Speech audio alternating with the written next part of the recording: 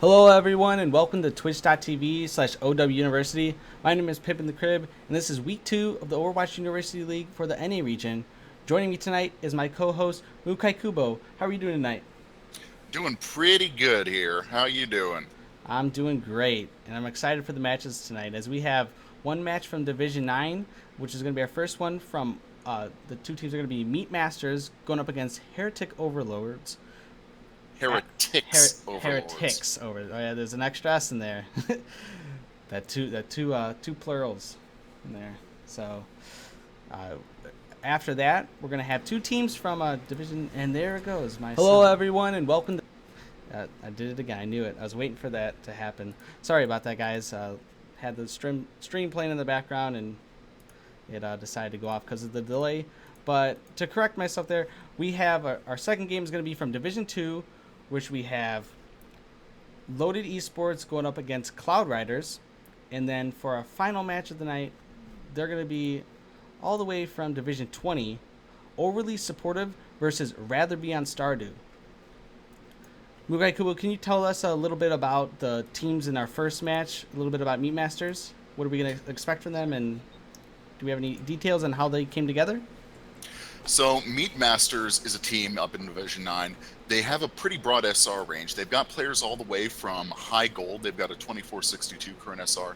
And they've got their captain, Brandel Thor. He's almost 4000 SR. So, there's a wide range there.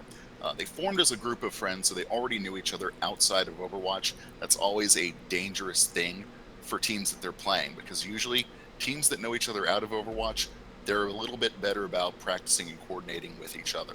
And when they found out about Overwatch University League, they decided, we all play Overwatch. We may as well sign up as a team. So that also probably explains some of the SR differential. Yeah, and that's something that is great when you get people of like friends going together. And they just kind of want to play something a little bit casual, but a little competitive at the same time, which is good about this league. And do we know are they going to be running some dive or the standard death ball? Um, It's hard to say. They've got the pieces that could do that. Their captain, Randolph Thor, who's their highest SR player, he's good at Genji. And they've got Zeke, who's a pretty good Lucio player. And they've got Ling Ling, who's pretty good at Winston. So they've got the pieces to do that. I think they might be bringing out a triple tank because Randolph Thor's best player is as Soldier 76. And they've got a good Reinhardt, they've got a good Roadhog, they've got a good Diva. They've got, I think, a little better fit for one of the traditional season 3 meta triple tanks. yeah, and it looks like they're going off with their main rosters, like their first six that's showing up. So none of their bench players. That was bench players is also a new feature we added for season 2 of Overwatch University League. Now let's go over to the other team. As we got Heretics Overlords, and they don't really. I mean, they don't really have anyone. Well, they have one player that's higher SR. No one that's like Grandmaster, it seems. But anything exciting we're gonna see out of this team though?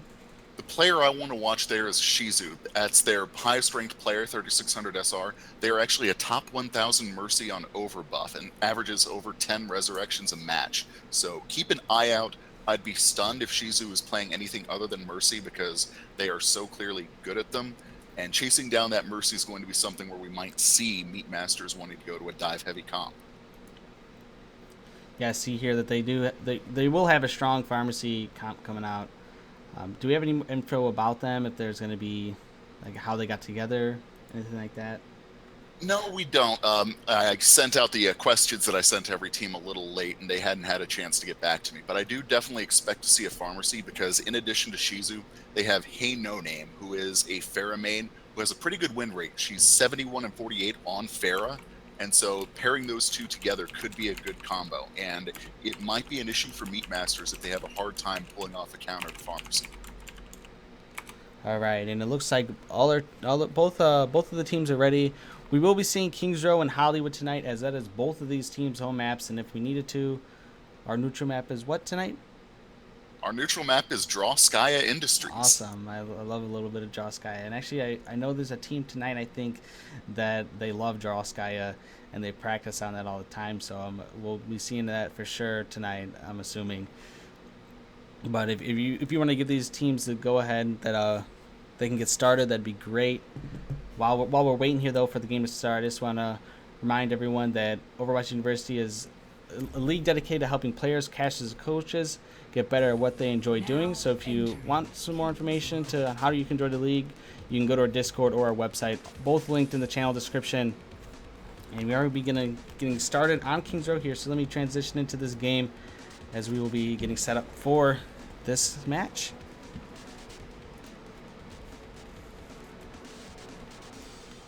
They're bringing out the heroes pretty quickly here. Shizu is, again, just immediately hopping onto Mercy, so that's as expected. Hey No Name is also on Pharah, so the Pharmacy combo that we expected is coming out. Yeah, I really expect to see a Pharmacy out here. I mean, you might as well. There's no reason not to when you have someone like that as Mercy player. And I'm assuming if she's going to be in a top 1,000 as Mercy, is that she knows how to play a Mercy with the Pharmacy comp and like in the sky and not going to be, causing too much deaths. But I mean, Mercy's also had a rise in the meta lately, so we do see Zekias, if that's how you say the name, that it will be playing Mercy as well. And it looks like we're going to be seeing almost a standard death ball. Yeah, from it's a triple teams. tank just like we expected. The only difference is that Ling Ling is on Zarya instead of D.Va, which I think is a good choice for Kings Row first point. Yeah, and we do see the Widow pick possibly coming from Asuna. So let's go to Asuna. Possibly let's get some picks up. Pause. Oh, they need a pause. I can't do that.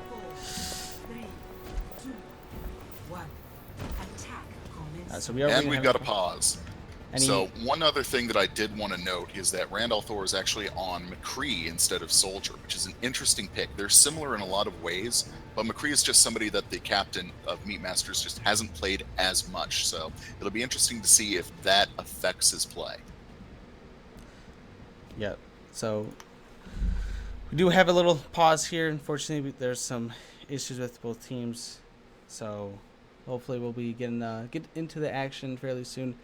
I'm assuming the issues with Quasimodo, so hopefully that will get fixed soon. We get into the action because I'm a little bit excited to get started here. I got all excited. Yeah, I love seeing a Widow on Kings Row, especially the first point. I mean, this division is, I'd say, it's above the middle of the pack, so you probably are going to be seeing it more often once you get like Diamond and above. A little bit here in Plat. But, I mean, in the lower divisions, you don't see it as often. But we have people from Grandmaster all the way to Bronze in this league. So it's great to be able to see a variety of hero pools. Like our teams from Overly Supportive in our final game of the night. I know that last season they were running five supports often. But, looks like teams are going to the lobby. They've actually gone back to the lobby since... because Meat Masters was on defense, somebody dropping early like that would have crippled that first push defense for them. Yeah, and teams do have the right to restart during like the first minute, although there is a limit to one, depending on if teams agree to restart again. But hopefully that doesn't happen again. And are they bringing in someone else possibly, or was Quasimodo not on their team? Quasimodo, none of us have figured out how they got in here yet. Oh, okay. So just some random that came in. So maybe putting an invite only. I suspect Randall Thor accidentally set his program to the custom game to anyone can join. I've seen that happen before. It would make sense. I'd say I've seen that before too. But yeah, as people have asked, this is a Division 9 game between Meat Masters and Heretics Overlords. So Heretics Overlords.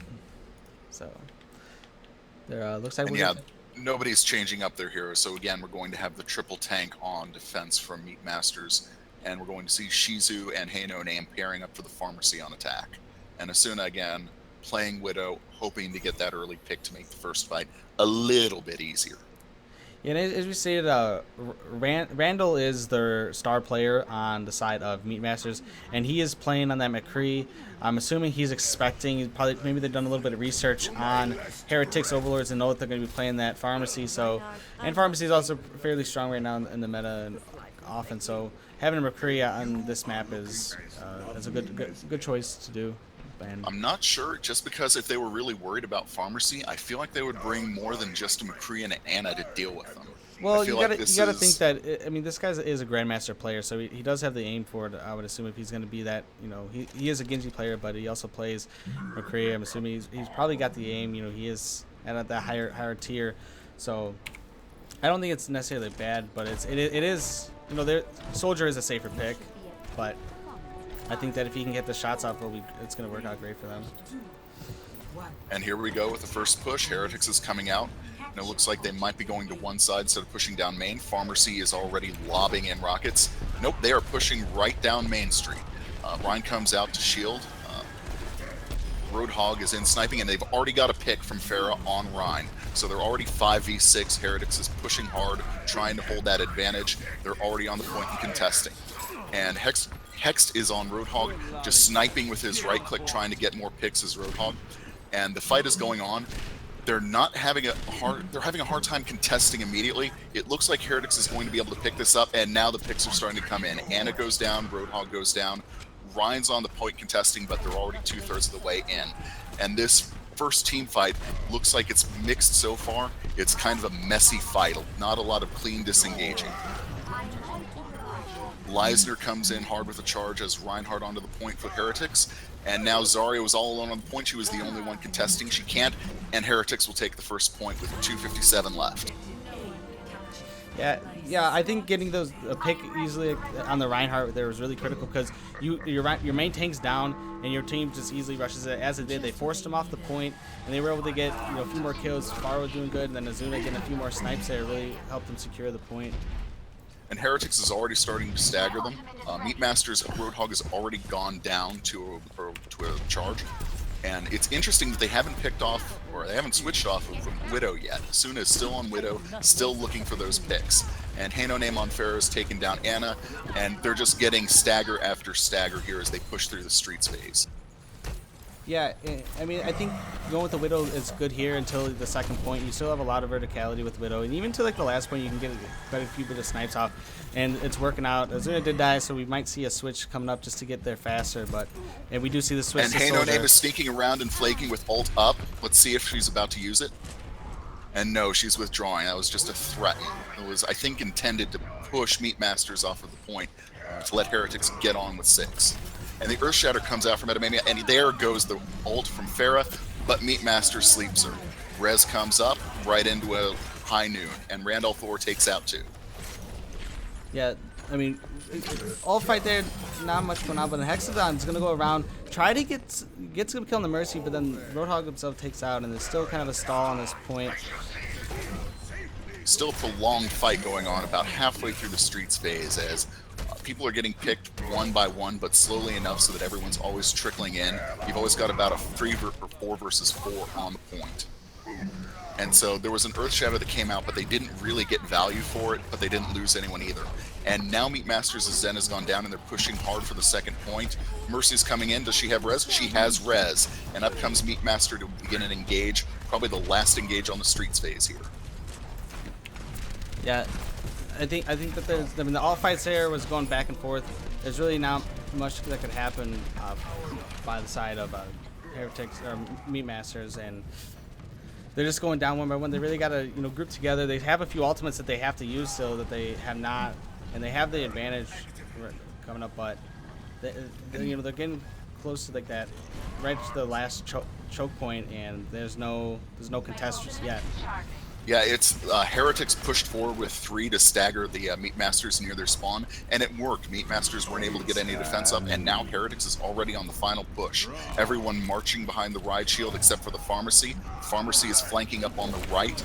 Roadhog's getting a pick, and both Roadhogs are getting a pick, actually. So the Reinhardt for Meatmasters is down, the Zenyatta for the Heretics are down. And so now the full team fight has started on this last phase. Yeah, you got quite a bit of ults from both teams. Both about to be at 5 ults. So in 6 probably by the end of this fight, that's going to be happening. You got a hook here. Nothing to come out of it. Shields are about to break. And both teams are just looking for an opening to start the ult combo, and they're both afraid that they're not going to be the first ones to do it. So Reinhardt tries to initiate for Heretics, charges into the payload. It's still just a general melee around the payload. Farah is up on top, just dinking in rockets, trying to get a lucky pick. and Mercy's helping her as much as she can, but the picks aren't really coming. And there goes a huge Earth Shatter from the Heretics, and that could have broken it open, but he doesn't really get many kills. Tac Visor comes in, and the Mercy goes down for Meat Masters, but Meat Masters respond with the Gravity Surge, and we've got a counter res coming up. And now Heretics is pushing hard with everything on the point, and they're going to take it. And Heretics takes the first point with 3 minutes remaining. That's a pretty good push. Yeah, you saw there at the end, Azuna, once that shatter happened, the whole team pretty much, well, Mercy, not the whole team, but Mercy tried to run off, hide in a little corner, and Azuna immediately noticed that, went straight for the Mercy before going for any other character, and that allowed their team to get that push. The Graviton came in there from Meat Masters, but there was no one on the team to really follow up with it. It was a good attempt to try to get them off, but they just came in strong. They had a perfect Earth Shatter, and the follow-up from Azuna really helped his team secure that final point. And I am extremely impressed with the Pharmacy combo from the Heretics. It just felt like, even with Randall on McCree, they never really had a counter to that Pharmacy.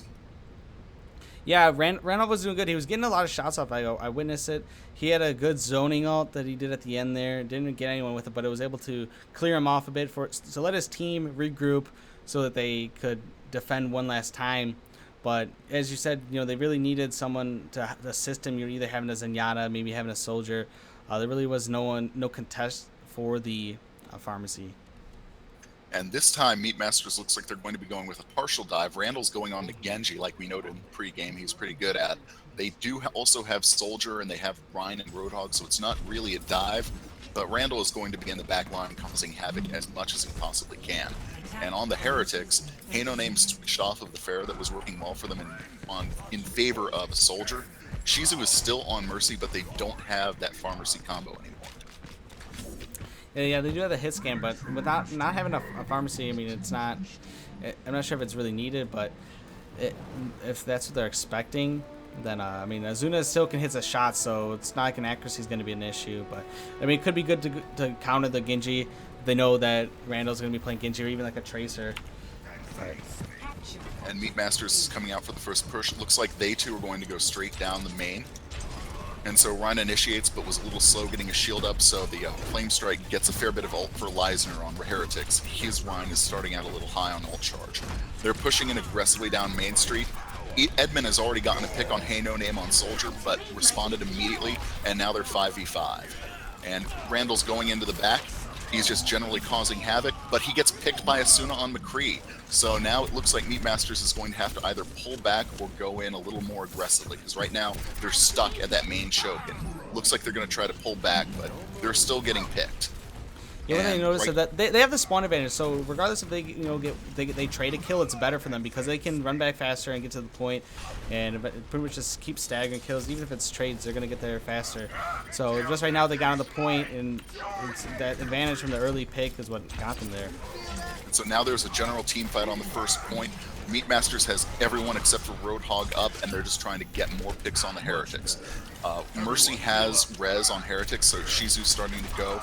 She's not hiding. She's confident enough to stay out in the middle of the action and believe that Genji's not going to pick her, even though Genji gets a nano-boosted sword, and he gets 2 kills out of it, but immediately Shizu reses and nullifies that entire Genji ult.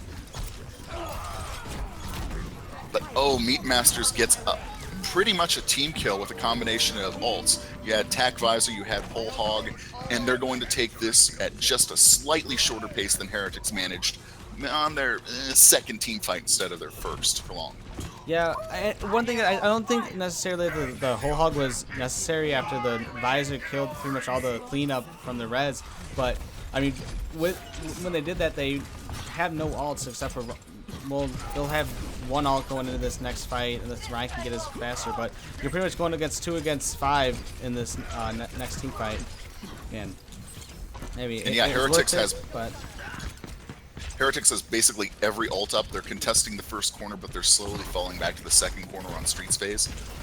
It looks like they're going for a big flank with D.Va and Soldier on behind. And Soldier is fighting them behind, but no, Heretics has pulled off the flank. They've got D.Va and Soldier behind and engaging. But Pup Ribs on Meat Masters pulls D.Va all the way down. And that forces Heretics to pull out a Transcendence. and it works for them, but they had to burn almost all of their ults. So now they don't have the ult advantage anymore after this first team fight. I can't think Meat Masters is that upset with how that team fight went as they regroup. Yeah, and it was a really clutch sleep by Arbrew, as right when the soldier's ult went off, he turned around and was able to sleep the soldier up top. I was impressed by that. But I mean, the team fight, I mean, it could have went a different way. I mean, it was what's Meat Master's fault not to realize that there was someone coming from behind them. But just like right now, Heo Name's already up there, still trying to put in pressure from behind. And the team fight has moved on to the second corner, and they're trying to set up a crossfire, but Randall Thor is just chasing, and he gets the pick on Soldier. Heretics engages with a Diva Bomb, only gets Randall, but that's going to be a painful loss for Heretics. And Shizu brings out the res to get 2 back up. But still, Meat Master still has 4 or 5 on point, and they're still pushing hard with parity, so they're getting a push still. Yeah. And you see, it was funny. You saw Randall trying to get out of there, but he had nowhere to go. And the res by oh no, that wasn't a res. There's my bad. And it looks like Meat Masters has cleaned up the resistance, and they'll take this second point. Let's see how aggressively they're going to push once they get this second point. Because one of the things that Heretics did really well was, as soon as they got this point, 3 of them bombed just completely far forward and started getting picks. And it doesn't look like Meat Masters is going to follow that same philosophy. They're all staying in more of a death ball near as they move forward. Yeah, and Genji Randall still has that. Randall still has that nano, or not nano, that Dragon Blade to use. There's ults are fairly even on both sides. Lysen about to get a Earth Shatter, which would be really great if he uses it. And there you go. Randall tried to pull off a Dragon Blade, but he got nullified, but it distracted Heretics enough until Shizu comes in with a big res. And if they contest, they'll be able to stall this out for a little while.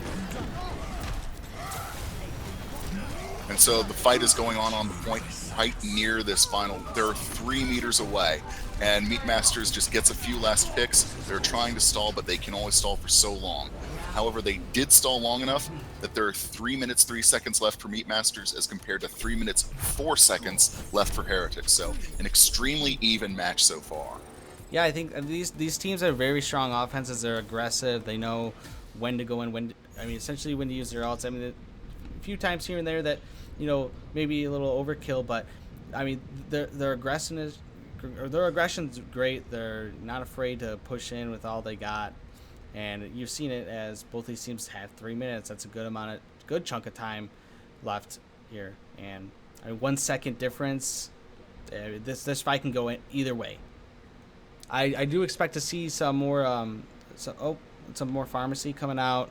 And, yep, and they have brought out the pharmacy on Heretics. So they took Azuna off the McCree, put him on Soldier, and then they did have the pharmacy on defense. So they look like they're going to run the same comp on offense for Meat Masters. It does look like they're effectively running the same thing, and it worked for them, so why not? But they don't know that Heretics is going to run the pharmacy into them now. And I'm not sure how well the Meat Masters are going to be able to counter it with Randall off of a hit scan. Genji's not great at countering pharmacy. Yeah, but you can never want to underestimate the Dragon Lord as Genji. If he's got the aim, I think Randall can take care of the pharmacy. It looks like he's already going to try going right after the Pharah. And this time Meat Masters is going through the theater for a flank, it looks like, or they're just waiting to see how the defense develops and they're coming back, pushing through main. Reinhardt's a little isolated for the Heretics, and now he's pulling back. Randall's in the back line harassing Pharah, and he successfully drives Pharah back away from the engagement. So a brief win for Randall there. Still no picks, but Roadhog gets an incredible hook on the Pharah and picks her off. So Hey No Name is down, and Meat Masters has the 6v5. And Roadhog goes down as well, so now it's 6v4 Meat Masters. It looks like they're going to get a quick win on this first point. And Reinhardt's charging in from the Heretics to try to contest, but he's not going to be able to. Shizu doesn't have res yet, faked them out into thinking so, and that's going to be a clean, quick first take for the Meat Masters. Yeah, when you get a hook like that opens that play. That's one of the good things about Roadhog is you get that hook that opens a play. It's kind of like almost like a Widow, but I mean obviously it's more up close and getting on a far nonetheless. It was great because Hey No Name is doing a lot of work, almost dropping like half the team, and just a few little trades right here, breaking under the first tunnel, and there's only going to be about 2 ults available, almost 3 for Meat Masters going into this first choke point. And because of how the trades happened, Heretic wasn't able to contest that first corner. They had to pull back to the second corner after a very brief engage. And so this first Streets team fight isn't going to be until already corner 2 of the Streets phase. And so that's a lot of space for Meat Masters. And in an overtime like this, that matters a lot. They're still getting free contest, as only now is Heretic's really engaging. Pharmacy is far away from the point and shooting in rockets, but that's conceding space. But here comes the engage. They've got a Dragon Blade. They had a sound barrier, Meat Masters did. And Randall, of course, starting to get picks. Ryan goes down, Farah goes down, Lucio goes down. It's 6v3 for Meat Masters. Only Roadhog's really contesting, and down he goes. But Shizu brings out the 4-person res. That might be a play of the game candidate. Earth Shatter comes out from Meat Masters, and this engage is starting to go Meat Masters' way despite Shizu's heroics. And there they go.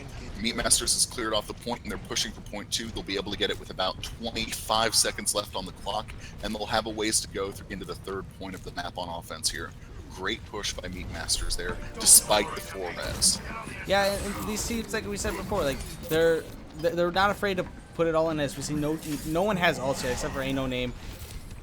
So the all usage has been great from either teams, and excellent. Perp Ribs dumps the other Roadhog off a cliff, so Meat Masters is already up a Roadhog. Beautiful hook by Perp Ribs. He's doing incredibly this attack. And now they're already on the final corner. They're going into overtime, but Meat Masters is almost to the final point already. They pick off Shizu, who almost had ult. That's going to be painful because she might not be able to get it up before the end of this fight. And now they're about 10 meters away from the point. No Name ults but gets slept by Meat Masters. And Anna's just going off, and they've got 4 picks. Meat Masters only has Mercy alive. I don't know if she'll be able to contest. She barely does, but is almost immediately driven off. And Meat Masters is going to get all 6. Yeah, I gotta give that to Purpose, as playing that hog, getting those picks was key to his team succeeding. Getting picks on key heroes and allowing them to get a push with the advantage was just what caused that team to push to the 6th capture. And now we got 3 minutes 4 seconds for Heretics Overlords to try to do the same thing, and I'm fairly confident they can do it. I think they're going to go with that same comp that they had. Maybe they're going to get Azuna on Widowmaker again, and as I said, Azuna's going to go right back on Widow. So, but Hey No Name teasing with the McCree might not be doing the pharmacy this round. But I might have expected Meat Masters to go with a beefy triple tank, but it didn't work as well for them. So instead, Randall's going to stick on Genji because it worked well on offense last time. Yeah, and I think keeping Perp on Hog will be great. And the Hog is pretty flexible to either offense or defense, but Genji on defense sometimes is questionable. But I think Randall has been doing quite a bit of work with him. Is that an attack Torb? It's a fake. I think that's a trick. Well, we'll be seeing Hex going back on Diva, so. And so here comes Heretics on their first push. Asuna is looking for the pick, but nobody's really going out to oblige her. And we are Heretics is going to push down main, though. We are getting a 3 tank here. We see Hey No Name's is going to be playing on Zarya, and off the Farah, and off the DPS. And Perp landed another great hook, but it was on Diva, and he couldn't quite secure the kill by himself. And that's a common issue with Roadhogs trying to fight Divas. The first push is kind of tentative. They're kind of being a little coy about it, mostly because Randall is in their backfield driving their supports absolutely crazy. And Meat Masters gets the first pick off on Shizu, followed quickly by the other support. So the attack is going to have to come back and regroup because Heretics has lost both of their supports. But Randall gets picked off, as does the Meat Masters Lucio. Hey No Name is out by themselves near the point with a Rhine a little distant. That's a dangerous place to be until the others come up. They're relying on that spawn advantage right now. And now they're regrouping for a bigger push. Yeah, they had that spawn advantage, but when Hex got picked off by the hog. It kind of killed that. You had Hey No Name just kind of dancing around, not really making anything out of it. But now that there's really no advantage here, as all the teams is back from both. And Randall went in and tried to kill Asuna on Widow, but Asuna outdueled him on Widow. That was an incredible little fight on the flank there, and it distracted Meatmasters enough for Heretics to get 2 on point without any real ability to contest. Perp on Roadhog is back behind, but he's going to have a hard time contesting alone. And I think Heretics is going to take this. Yeah, they're going to take this fairly quickly. They'll have about a minute 15 left to push through streets and the 3rd point. So they're going to be in a situation where any push off the payload is going to be fatal. In this situation, I wouldn't be surprised if you see May come out or something like her, just something that can zone. It's crazy. I mean, just from this, it looks like we're going to be seeing possibly a game on Ilya, so best of 1, just from the even gameplay from both teams and the aggressiveness from both of them. It's going to be exciting to see them play on control, and hopefully we'll see some dive coming out of it. But for right now, so you got a pretty even ult fight that's going to be coming up. A little slight advantage on the side of Meatmasters, but... And their engage is starting between the 1st and 2nd corner of streets. Heretics does have a Graviton Surge. They don't have much to pair it with, though. They're probably waiting for Hex to get Whole Hog up in combo with that. Meatmasters has every single ult up, and so they're just waiting for an excuse to start going with wombo combos all over the place right now. I think we're about to see a Nano Blade happening fairly soon. And here we go. Heretics has to keep contesting because there are about 12 seconds left on the clock. Here comes the Nano Blade. And immediately, Zenyatta gets picked off for Heretics, but Randall goes down, and so does the Heretics Reinhardt. But they're being pushed away. Shizu tries one last res, but they can't get on the payload quick enough, and Meatmasters wins it 6-4. Yeah, I was expecting a little bit more out of Randall there, but great use from his team. I think these teams both had good ultimates combinations that, led them. Like they were every fight it seemed like they were blowing all their ults, in a good sequence. But I mean, out of that, the better sequence obviously came from Meatmasters, and Randall was doing work. But I got to give some props to Perp, as Perp had amazing hooks that let his team initiate fights and get capitalize on the wins of this. Absolutely, and as a Roadhog main myself, when I see a Roadhog hook a Pharah out of the sky, it warms my heart. You could probably hear in my voice, I got all giddy. Like, he pulls Pharah out of the sky and gets the pick, and it's just a cherry on top that unhinged the defense on the 1st point there. Yep, so next up we will be getting on to Hollywood, and please stay tuned because after this we will be doing some giveaways. I do got some stickers here that I will be giving out. I just sent the first batch from last week out today, so I will be doing 3 today. So the first one will be once this match is over. We will be seeing Hollywood next, and teams should be swapping sides fairly. At least I would think they do. But while we're waiting for this game to start, so I want to remind everyone to check out our subreddit at reddit.com/r/Overwatch University. Overwatch University is dedicated to helping players, casters, and coaches get better at what they enjoy doing. And for more information on the Overwatch University League, you can go to our website at owuniversity.com. There's also a link in the channel description. And also you can go to our Discord, discord.gg/Overwatch University. There you can sign up as a free agent or to substitute for teams needing players for matches or scrimmages. Overwatch University accepts everyone from all skill levels and backgrounds, so don't ever feel like you're not wanted or not good enough to join us. We accept everyone. Even me. And if you want to find out when we're streaming more, you can follow us here or on Twitter at OW University. We stream every Saturday at 3 p.m. BST for our European games and 6 p.m. CDT for our North American games.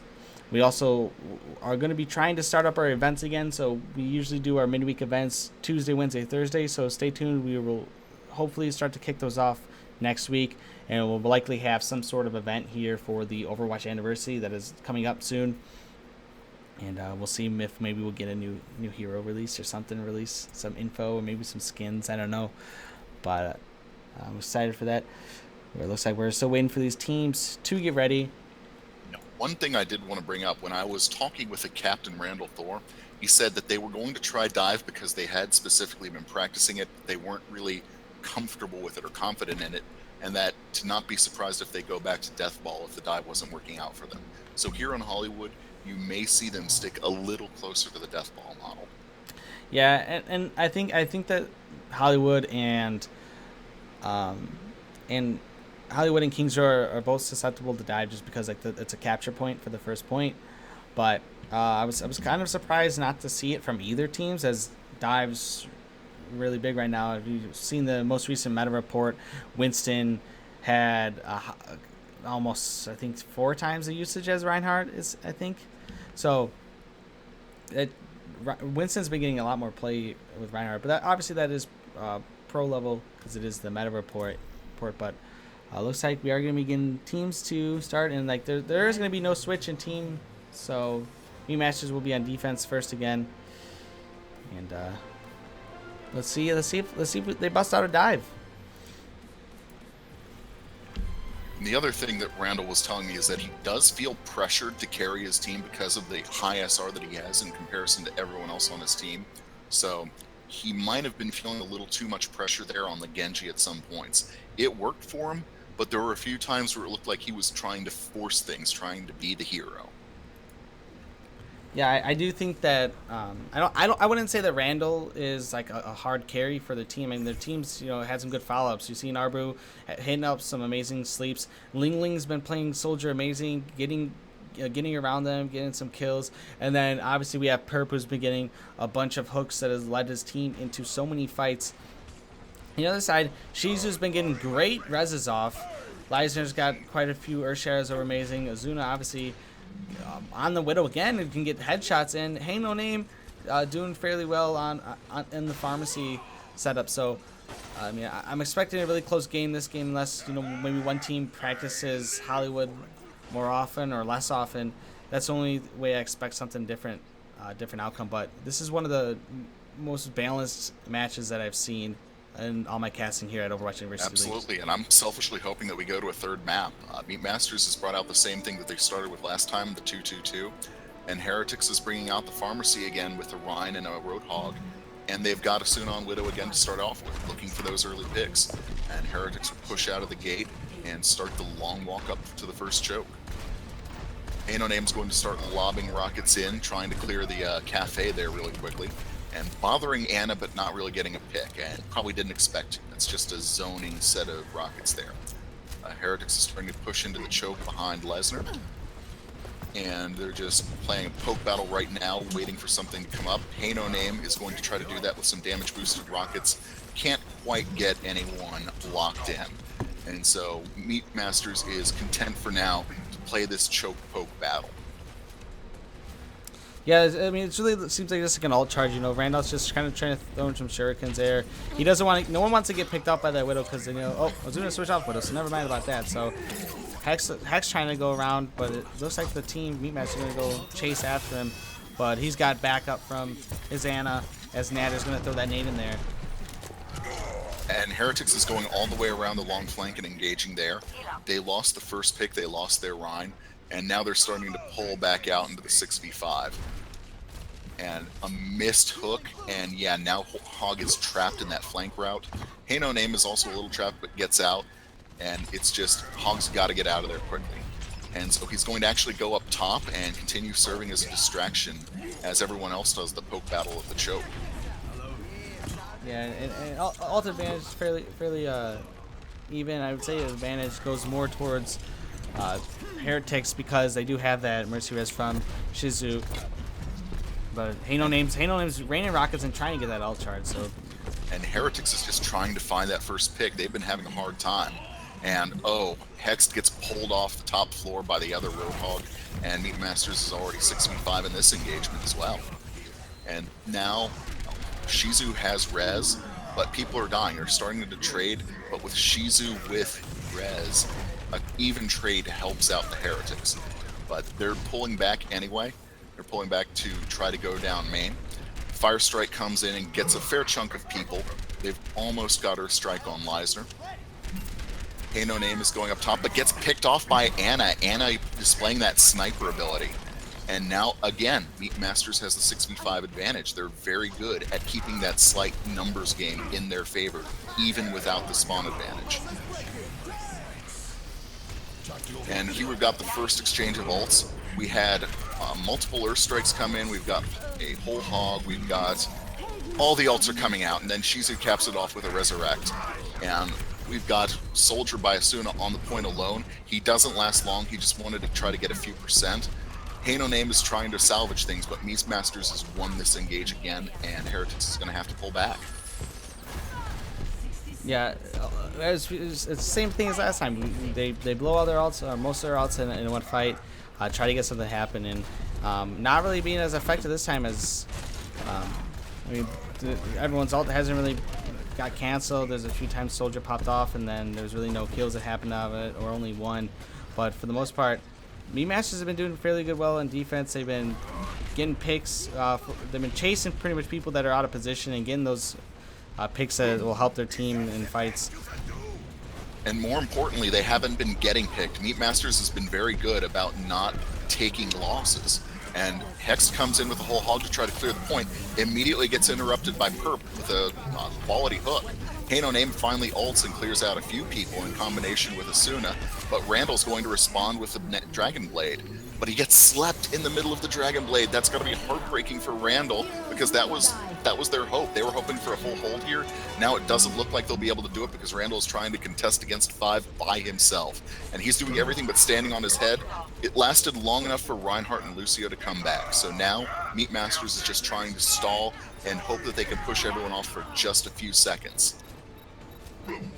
Yeah, and unfortunately, Meat Masters is unable to get that, but they do push him into overtime, so there is only going to be 2.5 minutes for Heretics on this next push.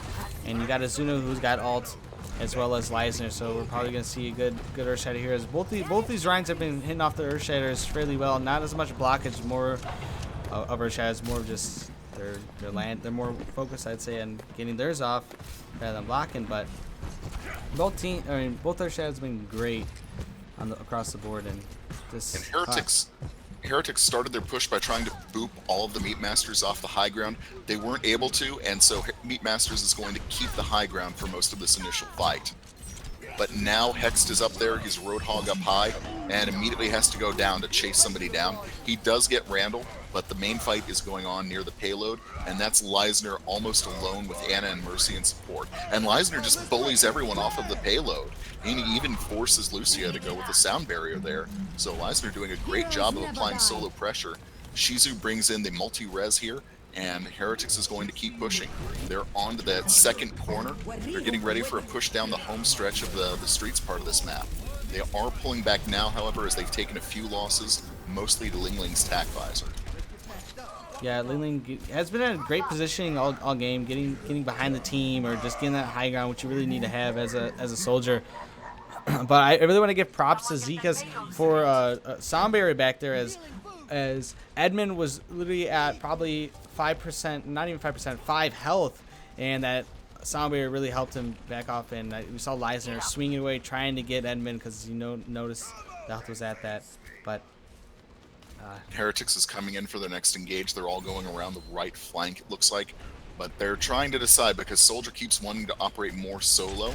And he started to flank one way, he started to flank other, but his team's caught up to him. Doesn't matter though, because Purper gets a good shot off and eliminates McCree from Heretics. And so now Meat Masters has the 65 advantage. Hex gets a hook off on Perp Ribs, the Battle of the Roadhogs. Doesn't get the kill, because it's hard to do that to a Roadhog as a Roadhog. And now as time is running out, Heretics is making their last push onto the payload. And they'll open up with whole hog. Randall just gets right in the way, reflects, kills Roadhog, brings out the Dragon Blade, and that might be enough to secure it for Meat Masters. Heretics has to get back on the point. They do. Shizu resurrects there, and the Earth Strike comes in. Eden spawns with another Earth Strike, though. So a trade of Earth Strikes, and now Shizu is dead on the point. That was the last person contesting, and that's going to be a hold for Meat Masters halfway through the streets phase. yeah, they said that. Oh, so the res there at the end, I really thought was gonna help save the team, but they were just follow-up kills that were perfectly timed out. They just really had nothing else to save them. All their ults were used from there, but the Earthshatter was trying to save the team, but didn't get as many people with it that was needed. And on top of that, Meat Masters was just able to capitalize on the mistakes, really. Absolutely, and I don't see a lot of changes coming out on either side yet. Once again, Meat Masters looks like they're going to show a Randall on Genji and then a 2-tank setup, so a standard 2-2-2. Heretics is being a little slower to decide. They're probably having a discussion about how do we counter what we saw from Meat Masters now that they're on defense. Shizu, of course, immediately picked Mercy, but right now they're trying to decide what else to do. They have a McCree, they have a Reinhardt, and they got to hurry up and pick someone so they can get in place to defend. Hext is still not chosen his hero. They've got 2 DPS so far, both hit scan. So who is Hext going to choose here? She'll choose D.Va. Why would you choose D.Va here, do you think? I think D.Va has good zoning potential, with her ult, and same with McCree. So it looks like they're trying to really just zone out the point if they need to get someone off, and they want to get that full hold. Since they didn't make it that far on their chance at attack, I was gonna say that's why they have Shizu, but they have Shizu because Shizu's Shizu, and the rests have been great. But they have a pretty decent zoning possibilities for the team with McCree and D.Va. So we've seen Hex on D.Va quite a bit, switching off. I think Hex probably plays a little bit more better D.Va, I'd say, than the Hog, and that could be possibly why. And we have been seeing a bit more D.Va lately, so it doesn't surprise me too much. And so Meat Masters is coming in. They're going to contest right at the main choke to start with. Hey No Name, his soldier, is set up on defense on the high ground initially. That's a dangerously exposed point. He's got to have a backup plan in place to get out of there. And Meat Masters is going to go in through the high ground flank, so they're just going to take high ground. Only Hext is up there to contest it. Shizu tries to go help, but gets caught by Perp, and Perp gets the immediate Mercy pick. That could be huge. And now Eden's on the point engaging, and now everyone's just collapsing into the point. Hext gets knocked out of her mech by Roadhog. Eden's charging in, and they've cleared the point already. They've got 2 on him contesting, and Reinhardt charges off the point to try to get a pick, and doesn't quite manage it. So Meat Masters is still on the point, and it looks like they're going to get it pretty quickly. And remember, they only have to get halfway through the streets phase, and they'll win not just the map, but the entire match. Yeah, the series really relies on them being able to hold that point. I think Leisner needs to hit those shadows off and just trying to be too aggressive as a Ryan. His team's been getting protected, but you also got to watch out for Ling Ling. Ling Ling has ult. Ling Ling's going to probably try to get on the high ground, as you see he's getting onto the platform with the Hog. So I expect Ling Ling to have an ult coming soon. And Meat Masters is pushing hard onto the high ground, but they lose Perp immediately to a good shot from Asuna on McCree. And all while they're doing that, the main fight's starting to go on down below. And Heretics knows that they have to defend this payload. Every single meter is precious at this point. They've got almost 5 minutes to keep that payload from going about 25-30 meters. And D.Va will bring out the bomb for Heretics, and they'll only get Lucio because Edom was able to shield everyone else with Reinhardt. Randall brings out the Dragon Blade, and is he going to get value for that? He's gotten a pick on Reinhardt, and he's prompted the Transcendence, so that's probably about as good as he could have hoped for in this fight. If that you still have 2 ults, 3 ults that could be available, almost a res coming off, so they still have. They're not out of it yet. If they can get there fast enough that they can still hold it and get that Mercy res off, but it really depends on, if Hey No Name pops his ult soon or Leisner pops an ult. So they're going to need that Earth Shatter to save them, as they only have 15 meters they have to get. And it's getting very close, and Leisner is going to be the one to engage. He's only going to get on with the payloads within 5 meters, though, and Meat Masters brings out the sound barrier. Dueling Earth strikes Brittown like 2 or 3 people on each team, and now we've got a general melee. The D.Va bomb comes in, gets both of Meat Masters' supports. That might abort this push and make them come out again. Let's see if Randall will pull out. And it looks like he is going to come out to try to regroup. So Meat Masters, that push almost worked, but Hext with the self-destruct managed to pick off both Lucio and Anna. Great self-destruct there. Yeah, and that's exactly what I talked about earlier. The zoning potential by D.Va is a great choice to have her. And I think D.Va's up top, knowing that Ling Ling's going to try to get up top there, and they force D.Va ult, so now Ling Ling has the high ground. They want to get D.Va out of mech so that Hex cannot absorb. And that's what they're going for right now. They're going after the D.Va. And yeah, it's Meat Masters just has the high ground uncontested, and Heretics can't really contest it because they have to keep on the payload. They can't afford to lose anything, while Meat Masters can and does engage whenever they want. They get 4 kills. Only Hext and Asuna, only Hext is able to contest. Hext is out of her mech and goes down quickly, and I think that's it for Meat Masters. Meat Masters pushes the last meter, they win the map, and they win the match. And the series. So I guess that's what you probably meant, but yeah. Shizu had ult there. It was unfortunate that Shizu was not able to get there in time, as that would have been a 5-man res there, or even a 4-man res would have been great. But Meat Masters really focused on the correct heroes that you need to hit. They were trying to go for the D.Va to get D.Va out of mech so Lilian could pop the ult off. And then when Randall went in there and was able to get the kills on the Mercy and the Soldier and the Lucio. And this was just a clinic in how to Dragon Blade effectively and get value. 3 picks almost by herself, and then eliminating Asuna right after. That's what Randall was putting the pressure on himself to try to do every time.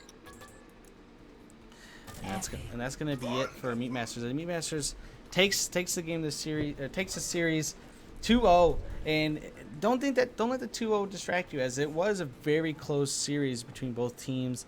There was good ult usage for both teams. They were very aggressive teams that just wanted to get in and get the job done. As we saw in Kings Row, we went to the extra rounds. It was 6-4, and unfortunately here it wasn't as long of a match, but doesn't mean that it wasn't a close game, as the time was crunching up on both sides.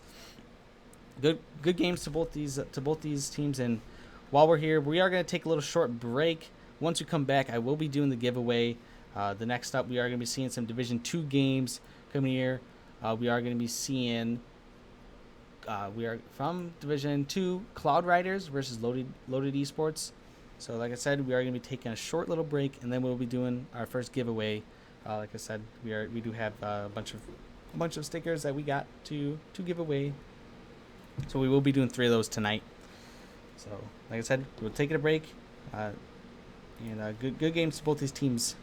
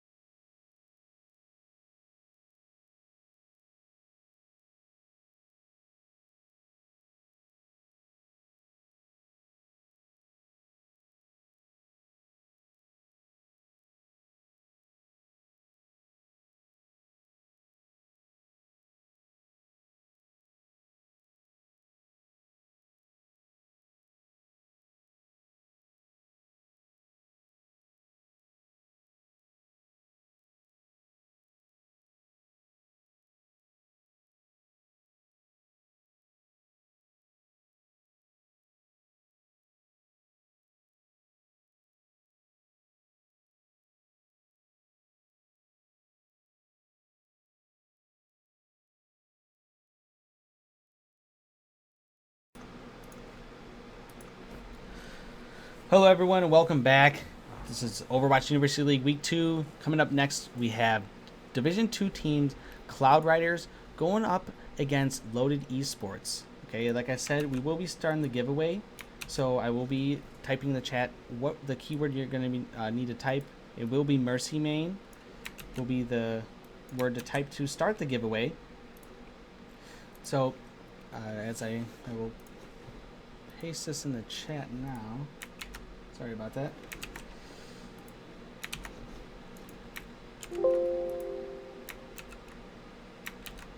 And here we go, guys. Start typing Mercy Main, and we'll enter this giveaway. While we're waiting, though, we will have a little discussion here about Cloud Riders and Loaded Esports, a little bit about the teams. So these are two Division 2 teams, so they're nearly our top-level play in this league. And just, can you tell us a little bit about Cloud Riders and how they got together, and how do they play? Any special things to look out for? So Cloud Riders is interesting because they were all recruited from an ex-coach on a previous team who put them together. What's more interesting to me is that they claim to practice 5 days a week for 2 to 3 hours each day, except for the last week when some of them were busy and they could only do one scrim. That amount of practice is something that tells me, well, A, if they're telling the truth, and I have no reason to believe that they aren't, they're going to be really scary when they're coordinating like that. Yeah, I think it's crazy to practice that much, and I like seeing teams in this league who probably play outside of it come in just to get a little bit more practice, as much as they can, because we have had teams get picked up by some, I don't know, maybe some tier 3 esports teams. I believe we do have a tier 2 team in EU. If not, we have one in NA as well. But it's great to see people from all sorts of areas come in. I got excited. We're going to see Volskaya as one of the first 2 maps. Yeah. Loaded Esports has made that pick. Awesome. It was one of their home maps. We're seeing it first. Awesome. I remember talking about this. So while we talking about Loaded Esports, let's get a little bit about them. Is there anything to know about them? So yeah, they actually intentionally picked Volskaya as one of their home maps because they like it, and they know a lot of people don't, to the point where a lot of people don't practice it. So they feel like they have a really strong advantage on Volskaya because they do a lot of their practicing on it. And like the other team, like Cloud Riders, Loaded Esports does a lot of playing and practicing together. One really notable player on their team I want to highlight as somebody to watch is Bobatrol. He has a record this competitive season alone, on Roadhog alone, 357 wins, 262 losses. So not only is that a lot of games on Roadhog, that's a lot of games and a really high win rate at a Grandmaster level.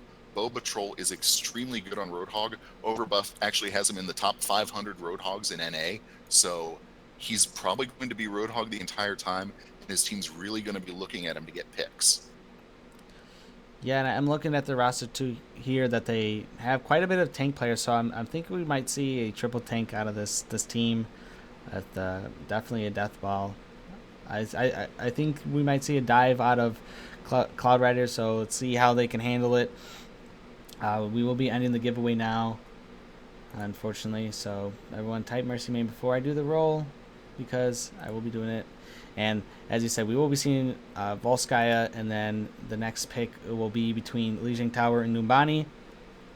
And because that, if we do get, let's say they do play Lijiang Tower, the third map will be on Nepal, because the neutral map will already be played, which is Volskaya, and then the second neutral map after that is Lijiang Tower, which then defaults to Nepal. So I will be, or is it? No, it's Oasis. I believe it is Oasis. So my bad. So we'll be seeing that. A little bit of a change up from last season. So I'm gonna roll for the giveaway now, and let's see who wins.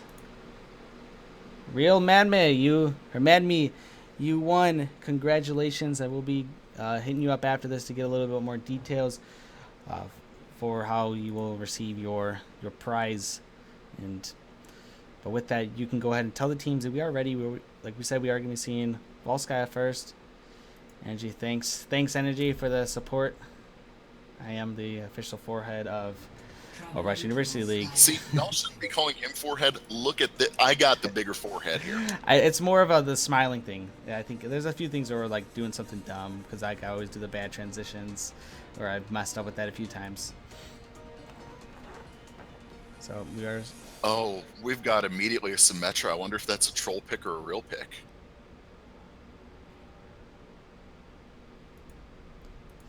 A Symmetra and a Sombra. This has to be some teasing of casters right here, right? And Cloud Riders is the blue team, correct?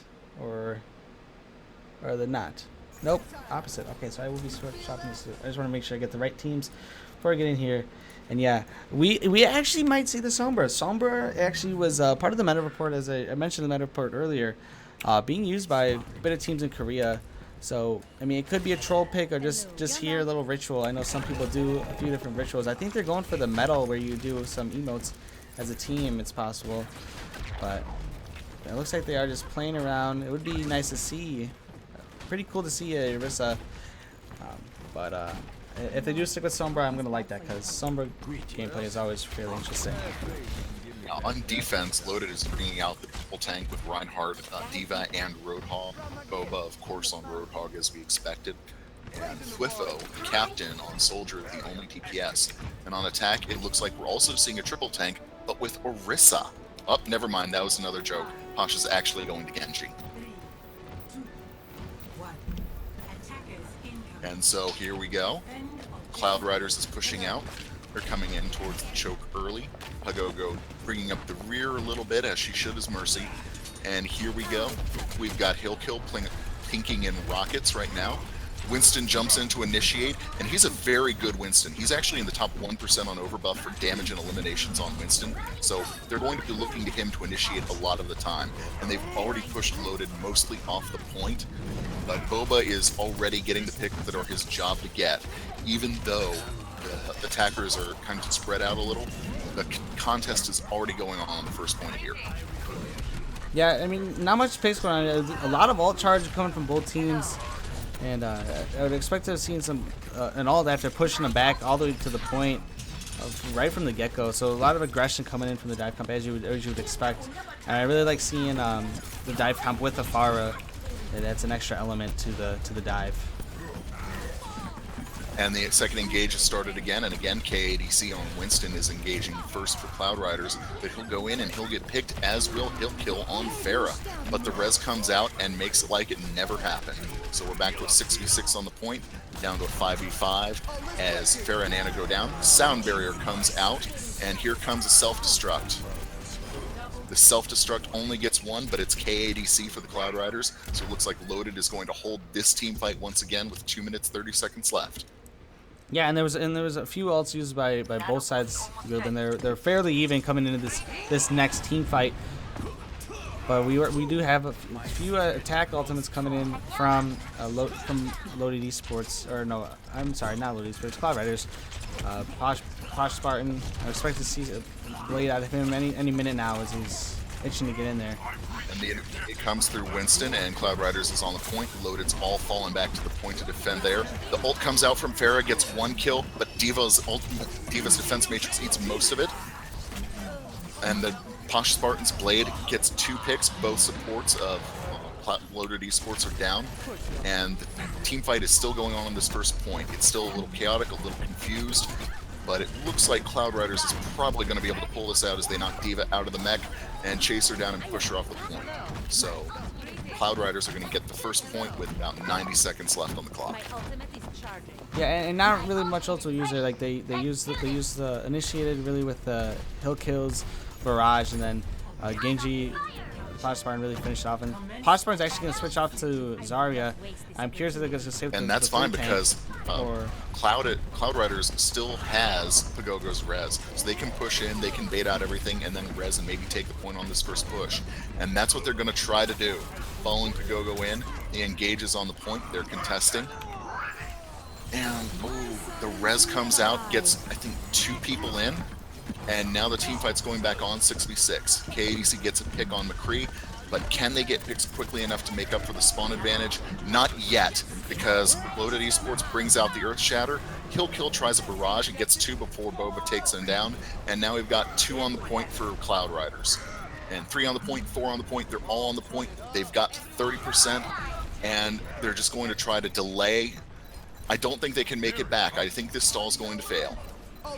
Move for use, bringing out the sound barrier. He gets killed before he can bring out the sound barrier. That's heartbreaking for Loaded Esports. Maze on the point and just trying to scrap for seconds to try to let the spawn advantage work for them.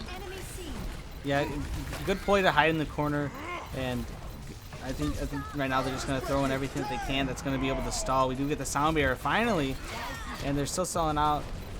Not really much kills. They're still getting fragged out by Cloud Riders. And now Cloud Riders, Pagogo almost has res up again already for a second time in this extended fight. She's at 90%. Diva's trying to contest for Loaded, but dies almost instantly. Winston comes in, Thwifo comes in on May, and May walls herself in right after being knocked down. So again, the name of the game is stall as long as possible, but they can't hold it for very long. Cloud Riders takes the point with 3 minutes 38 seconds left. Just consistent aggression from Cloud Riders. There was not really a dull moment for them where they were like, except for in the beginning where they had to back off. And once they, pretty much from then, they were just constantly pushing. They knew they had the res. They made the right switches that they need to. They got off the Winston. They went on the Reinhardt at the end, which got a couple Earth Shatters there and stayed alive. Really good help from their supports, and Poshburn handing out those bubbles. Unfortunate for Loaded Esports as they didn't really get much defense on the end there. They were kind of getting staggered all over the place, and that's an issue that it's hard to fix, especially with the way they changed 2CP with the increased respawn timer when you're at a disadvantage. And there's a comment in the chat that was a real snowball, and I kind of have to disagree. It was a little too even to be a snowball. It was more a slowly rolling boulder that just kept crushing the defense. There was no release of pressure. It wasn't quick. It was steady. I think that's the key difference there. Yeah, I kind of agree there. I think they started off, their defense was actually getting pretty solid, but then something just didn't click, and they just, like I said, like the aggression was just the ball was rolling. There's really too much momentum for it to stop. And so on defense, Cloud Riders are going to bring out again the triple tank with Reinhardt, Roadhog, and Zarya and Soldier as their sole DPS. On attack, Pots and Pans was trolling us a little with the Symmetra pick, getting me all excited, but they'll be playing Mercy instead. So on there, we're going to have a standard 2-2-2, but I would expect a long flank to come out from Loaded Esports here with those picks. Yeah, and we do see Pagogo getting off the Mercy, and that might be that I don't know, that could mean that that they might get it over man. The reses were fairly decent, but 5 people are flanking. It's rare to see that many people going on a long flank, and only Roadhog is coming in the front for Loaded Esports, and they're all already on the high ground, and I don't think Cloud Riders expected this at all. The defense has kind of been thrown into disarray, but Loaded Esports needs to capitalize by getting somebody on the point, and Truck Thunder will do that as deep. No, they won't. Still nobody on the point. They're relying on being able to get picks here, and Truck Thunder is engaging a Reinhardt one-on-one on the point. Zarya will come in to help Resty out on Rhine, and the fight is kind of spread out all over the place, behind, above, on the point. But right now, Loaded Esports is having a little trouble getting and staying on the point to contest. But Thwifo with Tracer, that bomb takes out Zarya, takes out Anna. That's probably going to unhinge the defense. Restia tries to salvage it with a good charge on the Truck Thunder as Diva, but that's not going to do it. There are too many picks coming out. Loaded Esports is going to take this first point with about 2 minutes 30 left. And it's great. They're going to have a lot more time than Loaded Esports had, or that the Cloud Riders had on attack here, and they have a little bit of an interesting dive. They're not having a real main tank. They're opting with the Roadhog instead, which is a good distraction in the beginning there. A brilliant plot to go around the side that not many people can get to do it. And once again, they're going for the long flank. Farah is going as far around as she can with Mercy, so they're setting up a pharmacy on the side there. And already Giraffe has picked off both supports, so Cloud Riders are already down 3. This is a bad hole to be in on defending the second point against the first rush. Winston's going to try to defend the point by himself as Winston. Doesn't last. The picks are coming out, and Loaded Esports is holding. They're already at like about 80%. Pagogo brings in the Transcendence just to stall, just to buy seconds for the second round. Because they're going to get the point, Loaded Esports is. It's a question of how much time is left at this point, barring an incredible recovery.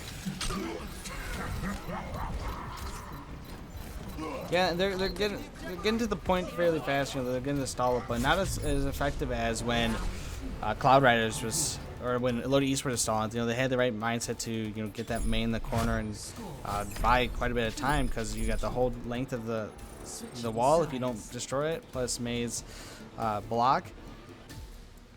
And I would like to characterize that as more of a snowball than what we saw the first time around. Yeah, if you're going to do a comparison, that would be more of a snowball. I mean, with five and a half minutes, I mean, you have 2 more minutes than the other team. That's a lot of time. I almost would say that one team's probably going to try to push for a almost a cheese hold comp here. Got to be from Cloud Riders. And this is Loaded Esports home map, right? It is. This is Loaded Esports. And that would make sense why they would take that route that is fairly uncommon, because it's just not. I mean, there's not many people that can take that route. Obviously, there's probably only 7 characters that can do that route. Absolutely. And yeah, there's some chatter in the chat about thoughts on using Winston in the defense. It didn't work out well for them, but did it have to work out badly for them? Yeah, I think the Winston on the defense, it can work. I mean, you get that faster, but this was what they really wanted to do. And I wouldn't put that on them, that going to the Winston was a reason that they lost the point. I think that they were just the chemistry with Loaded Esports was just far greater. Twifo actually came out on Widow for this defense for Loaded Esports, so let's see how Cloud Riders deals with that. They've got a dive plus pharmacy comp going here. They're going to push in through main, circle around to the first point, and just get bodies on it as quickly as possible, because they know they're running with the time disadvantage here. The engage will come in on the high ground, all the while they're trying to just get more percent on the point quickly. And so Giraffe right now is holding solo as Ryan on the point for Loaded Esports. The team fight is going on. It looks fairly even. They're trading picks off, which favors Cloud Riders in this situation. But I think Loaded Esports is in the mentality of just buy seconds. Every second is worth gold to both of these teams at this point. And look at that. Loaded Esports is going to win that first team fight. And now Pharmacy for Cloud Riders is stuck behind the point. But now they've kind of got them in a crossfire. Yeah, and Loaded Esports did fairly well in their first defense when they're here, but we do get some switch off. No man, I completely missed something, but yeah, Cloud Riders is pushing again. They've got multiple on the point. Pagogo brings in the res, and they're just going to try to win the point with this push. Giraffe and Boosted Ryan is alone on the point, and Twifo is just trying to get individual picks. Not getting many so far. Cloud Riders has gotten 3 picks so far. Giraffe is the only one who've gotten anything, but it was Lucio, and more Loaded Esports go down. Cloud Rider looks like they're going to take this point with about 1 minute 45 seconds left to go. And Twifo is switched off of Widow and onto Soldier for the second point. It looks like, I mean, the way it's working is that it seems that Cloud Riders is going to not have enough time towards the end. I feel like we could see this going to a 5th and 6th round, but it's going to come to the point, I think, by time. We do get a deval coming in here to try to zone out some kills. I think that was a mistaken self-destruct by Brestia. So she self-destructed almost right at the choke, and nobody got damaged, and nobody really had a chance to. And as a result of that, it looks like Loaded is going to be able to hold this first team fight, and that's going to be bad news for the Cloud Riders. Yeah, just the more time that Loaded Esports has, it's going to help them in the long run. Like I said, I do think this is going to go to further rounds than a 4-4, and with that, it's going to come down to who has the most time, and that could be a reason why they know that they can get a fast cap, and that's why they do Volskaya, because they'll win on the time limit. It's fine by me. I don't get paid by the hour or at all. That is right. Me either. We do have a ult advantage in favor of Cloud Riders, but can they capitalize on it? That's.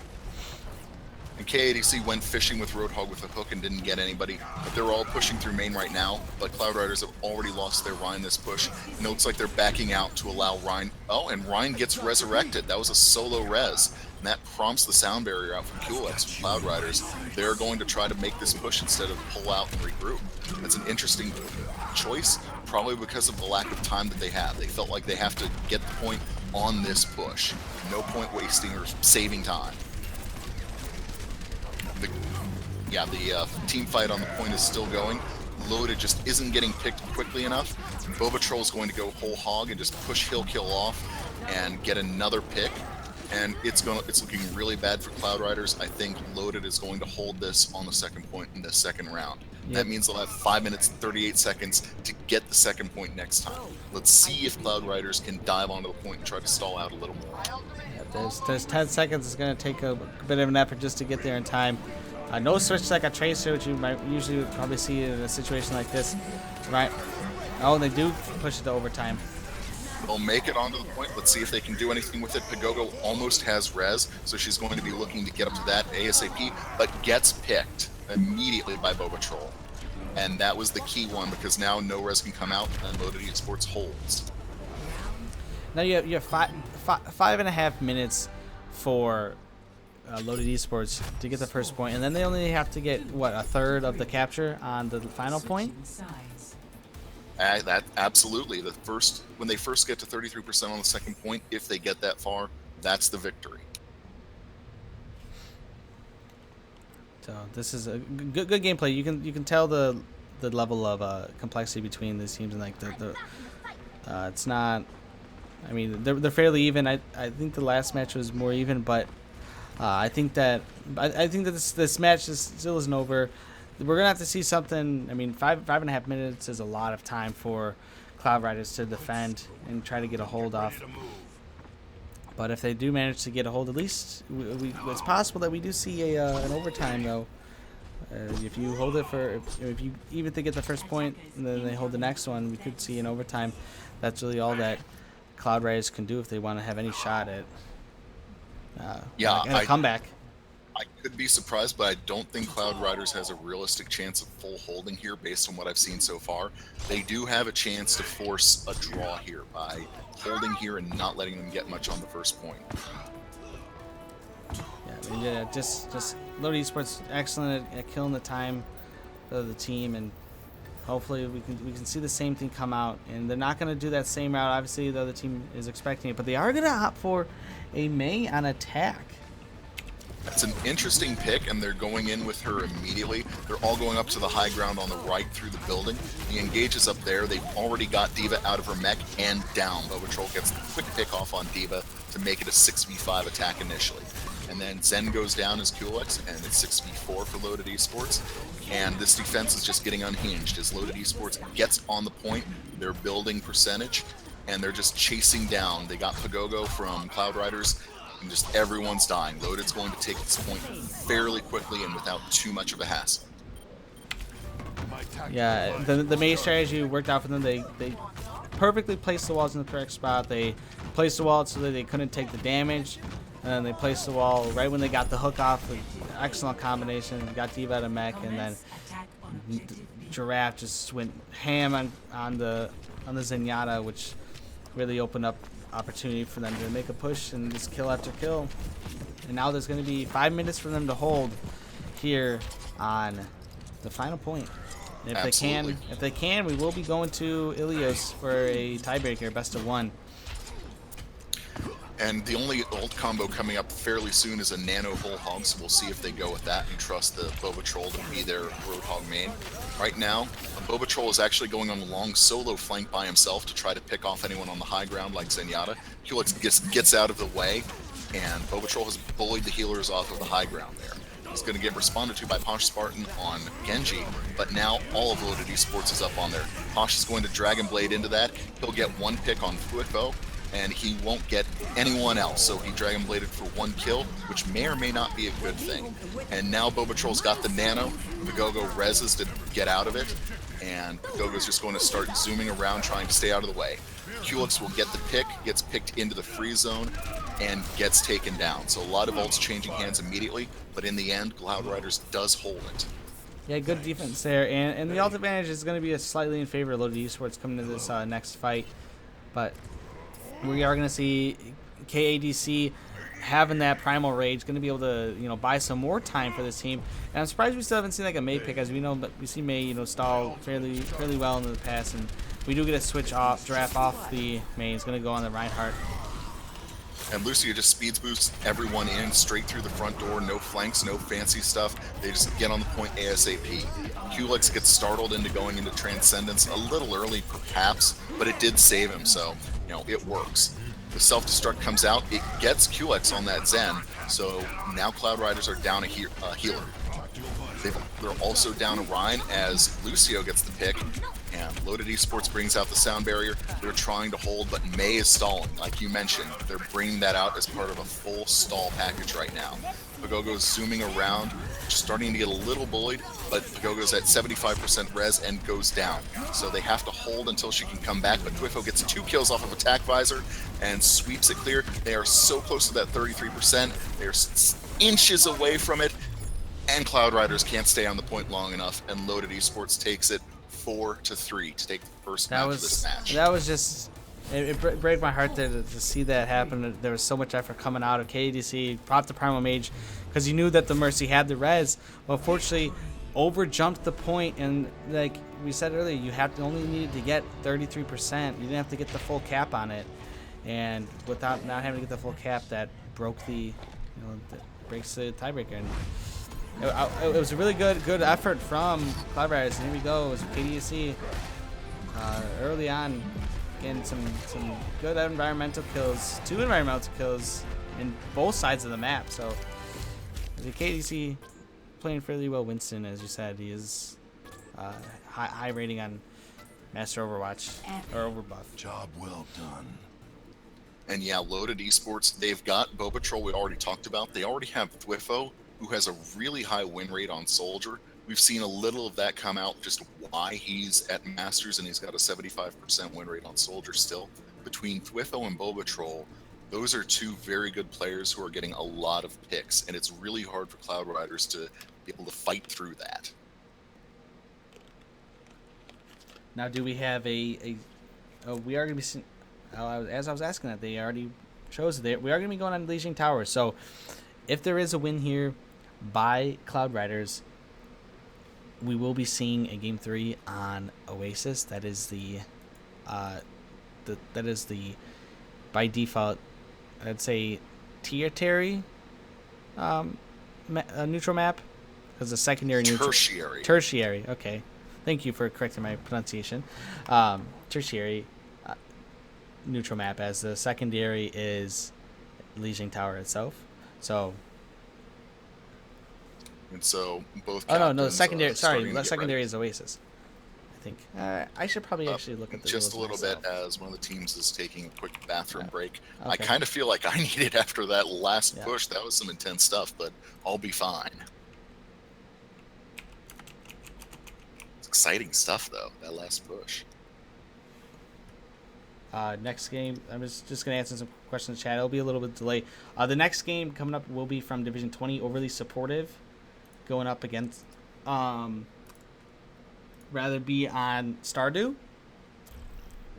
Looks like we are starting up right away, so I thought that we were going to get a little bit more of a break, but Division 20 game coming up next after this, but we're not done with the action yet from this Division 2 game.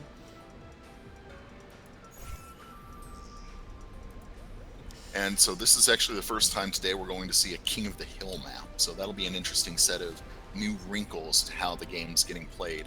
Be interesting to see if the advantage that Loaded Esports had on 2CP extends to King of the Hill here.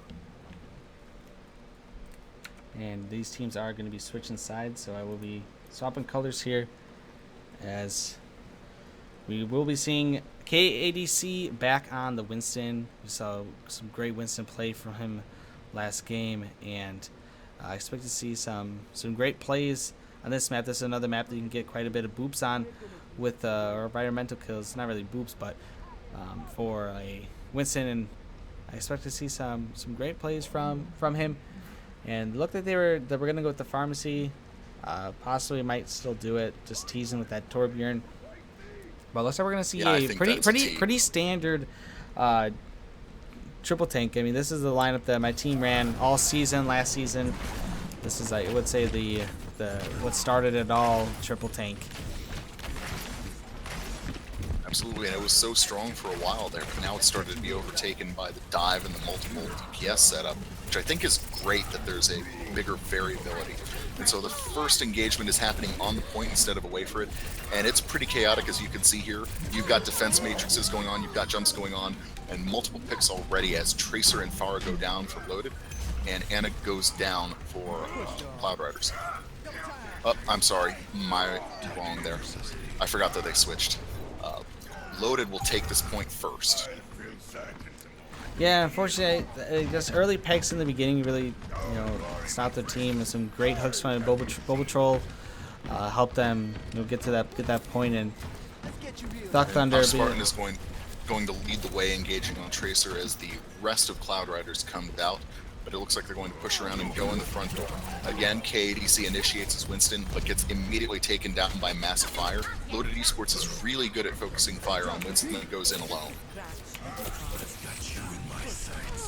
QLX comes in as Lucio, and they're just getting bodies on the point, but they're not putting together a really strong push and getting picks. Loaded Esports is kind of bullying them right now, actually. Yeah, and Hill Kill tried to pop up a barrager. It could have definitely been saved for when the team came back. I mean, you're only hitting 45% just now. There was time to back off and save that, but now that's one less ult that they have going in here. They could have had nearly 5 ultimates coming into this fight, and now they're only going to have 3. One of them being a Mercy Res. And so the Cloud Riders engage. Everyone goes in. Tracer Bomb comes out, but doesn't get anyone. And now the Prong Rage comes out for KADC. He almost gets knocked right off a cliff, though. And instead, he knocks Bobatroll off. Bobatroll almost pulls the Balrog move off and hooks KADC off with him. Doesn't quite manage it, though. And KADC's Primal Rage looks like it's going to clear this point pretty quickly here. There's just a D.Va left to contest on it. But D.Va will bring out the self-destruct to buy a few more percent. And she's immediately put down. And Cloud Riders will take this, but they're already in the hole by 83%. Yeah, I think that getting that Ryan out of the way was a big thing to do for Cloud Riders, and then KDC getting booping off Hog is just amazing, and the D vault there, and he was trying to zone, buy some more time as they got to 83, but now we're gonna fight right outside here. Another barrage available, but getting absorbed. And the Cloud Riders tried to engage outside the point. They didn't want to wait, but they led with a barrage. The barrage got eaten by D.Va's defense matrix, and then Roadhog just deleted her. So that was a one fight on behalf of Loaded, but they're having a hard time really capitalizing. They couldn't get more picks after the Mercy Res came out. And yeah. Gogo's already almost halfway to a res again. And the res missed KDC, so I was a little worried that they weren't going to get that. They were going to be overran. I know a little bit of an issue when you get so aggressive here, but it worked out for the best of them as they won that fight. Good work from the rest of the team, and Poxfarn being able to get that pulse bomb off. So KADC jumping in to engage again, prompts the sound barrier from Winston, and again KADC just gets absolutely mobbed. QLX brings out the responding sound barrier on behalf of Cloud, and Whiffo and Bobatroll combine and get a few key picks early. And so Cloud Riders is going to retreat to the point where the next engage will be. All the tanks have come in, and they're clearing the point out, and Rusty is going to hop in to try to wring a few more percent out of it, try to stall for QLX to come in, but they're being hunted down. Winston as KADC pops a barrier on the point, and everyone's just running around, running in, but it looks like somehow Cloud Riders is going to actually hold, and now they're at 85%, so Loaded Esports only has one more push. Yeah, there was an excellent set of boops there. You saw Hill Kill get the boop on the Reinhardt. We had QLX get the boop on Bobatroll, and now we got Hill Kill. What a beautiful barrage by Hill Kill, triple kill, and that probably just won the map for the Cloud Riders, and it does. That is an early contender for play of the game. Mercy boosted Pharah. Pharah just got on the flank of Loaded Esports' push and just unloaded her ult right into the mix.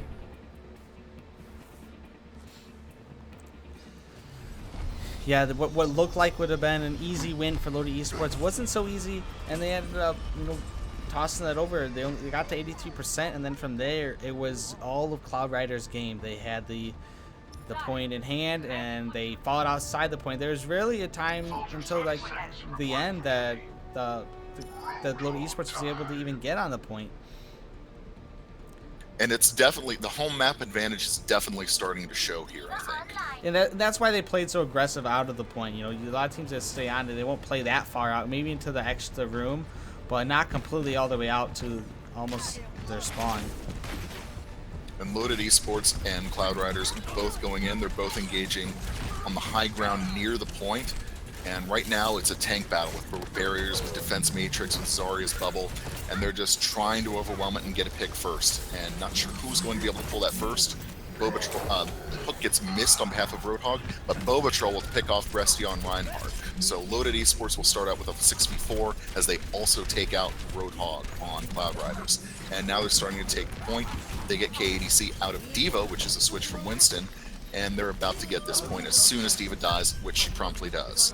Yeah, and you could kind of see that at the end they had a little struggle, like they didn't want to kill D.Va yet. They stalled a little bit. They just want to get as much time on this point as they can, or stagger the other team. So interesting not to have that to start with a triple tank, but not have a Reinhardt in it. And we will see the Posh Barn switch out the Roadhog onto the Tracer now, which was pretty effective last game. So I wouldn't see some more great plays from Posh. So Cloud Rider is pushing in. They're a little split between high ground and main. They're going in. They're trying to isolate Truck on D.Va. Truck will get back to the rest of them. Tactical Visor is countered by Sound Barrier as they're engaging and starting to burn ults on the point. A lot of Cloud Riders on the point right now. Bobatrol's hiding, gaining health back, and he's going to make a nuisance of himself, knocking Brestia out of D.Va, and Bobatrol gets the kill on that mech, but can't hunt down Baby D.Va. And now Thwiffo's got Nano Visor and is just hunting. KADC will go down, just picks coming out. Posh Spartan does pick off pots and pans on Ana, and Tracer misses the pulse bomb that she almost landed on Bobatrol there. So right now, Cloud Riders swarming the point, but they're not able to get time to contest. Let's see if this D.Va self-destruct kills anything. No, Truck Thunder whiffs on the self-destruct as D.Va 4 loaded. But this is a long team fight. Loaded is already up to 70% here. Yeah, they've been contesting well. What look? Oh, good, perfect zoning out there to clear it out. It does get Bobatrol. And that D.Va self-destruct takes out Bobatrol, and now it's only Lucio holding on to the point. And they're going to try to hunt him down, but he's making a big nuisance of himself. They finally clear him, but that's another few percent that they didn't have to get. Good play by Move For You there. Yeah, and who knows what happens. Last time, they got it at 80 when there's sub 80%.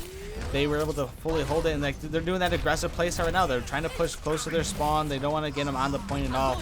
And we get a Graviton here. Graviton comes in, but there's no follow-up because nobody else had the ult ready to go in to pair with that Graviton surge. It might have been a little early ult there as Bobatrol picks off D.Va's mech and Lucio, and then the counter Graviton gets multiple people down, and Loaded Esports looks like they're probably going to retake this point. Yeah, it's going to be tough for Cloud Riders to get back with 9% remaining. They did switch I don't think to they're gonna have time. Winston, and we see Soldier trying to get around. And Winston does take KADC's just running in. That's an impressive hustle.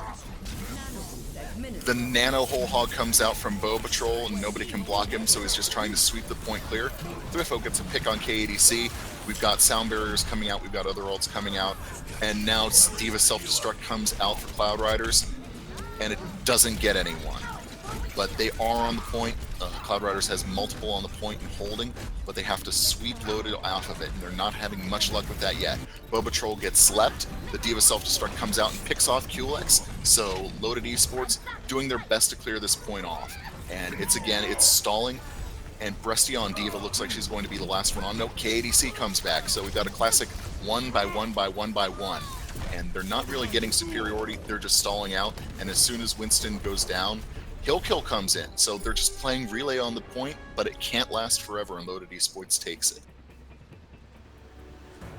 Yeah, back and forth. Both these teams were going there at the end. The 99%.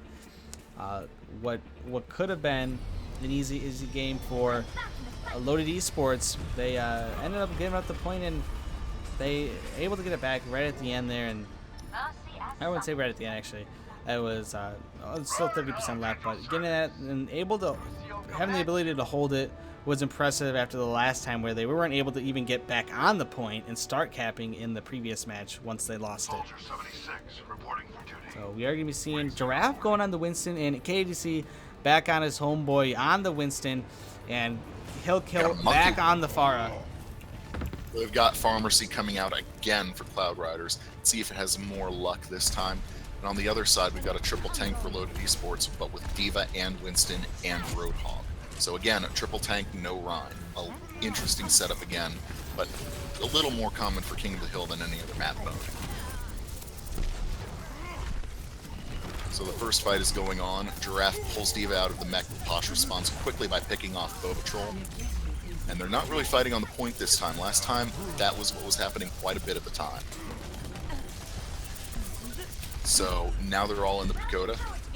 Clutch heal by Brestia on that D.Va, keeping her up right there. And so now Mercy's just running from player to player, trying to keep everyone alive. Picks are being traded. Both monkeys are down. And it's just Thwifo brings out the visor, and Bow Patrol capitalizes by hitting Pagogo as she tried to get away from that visor.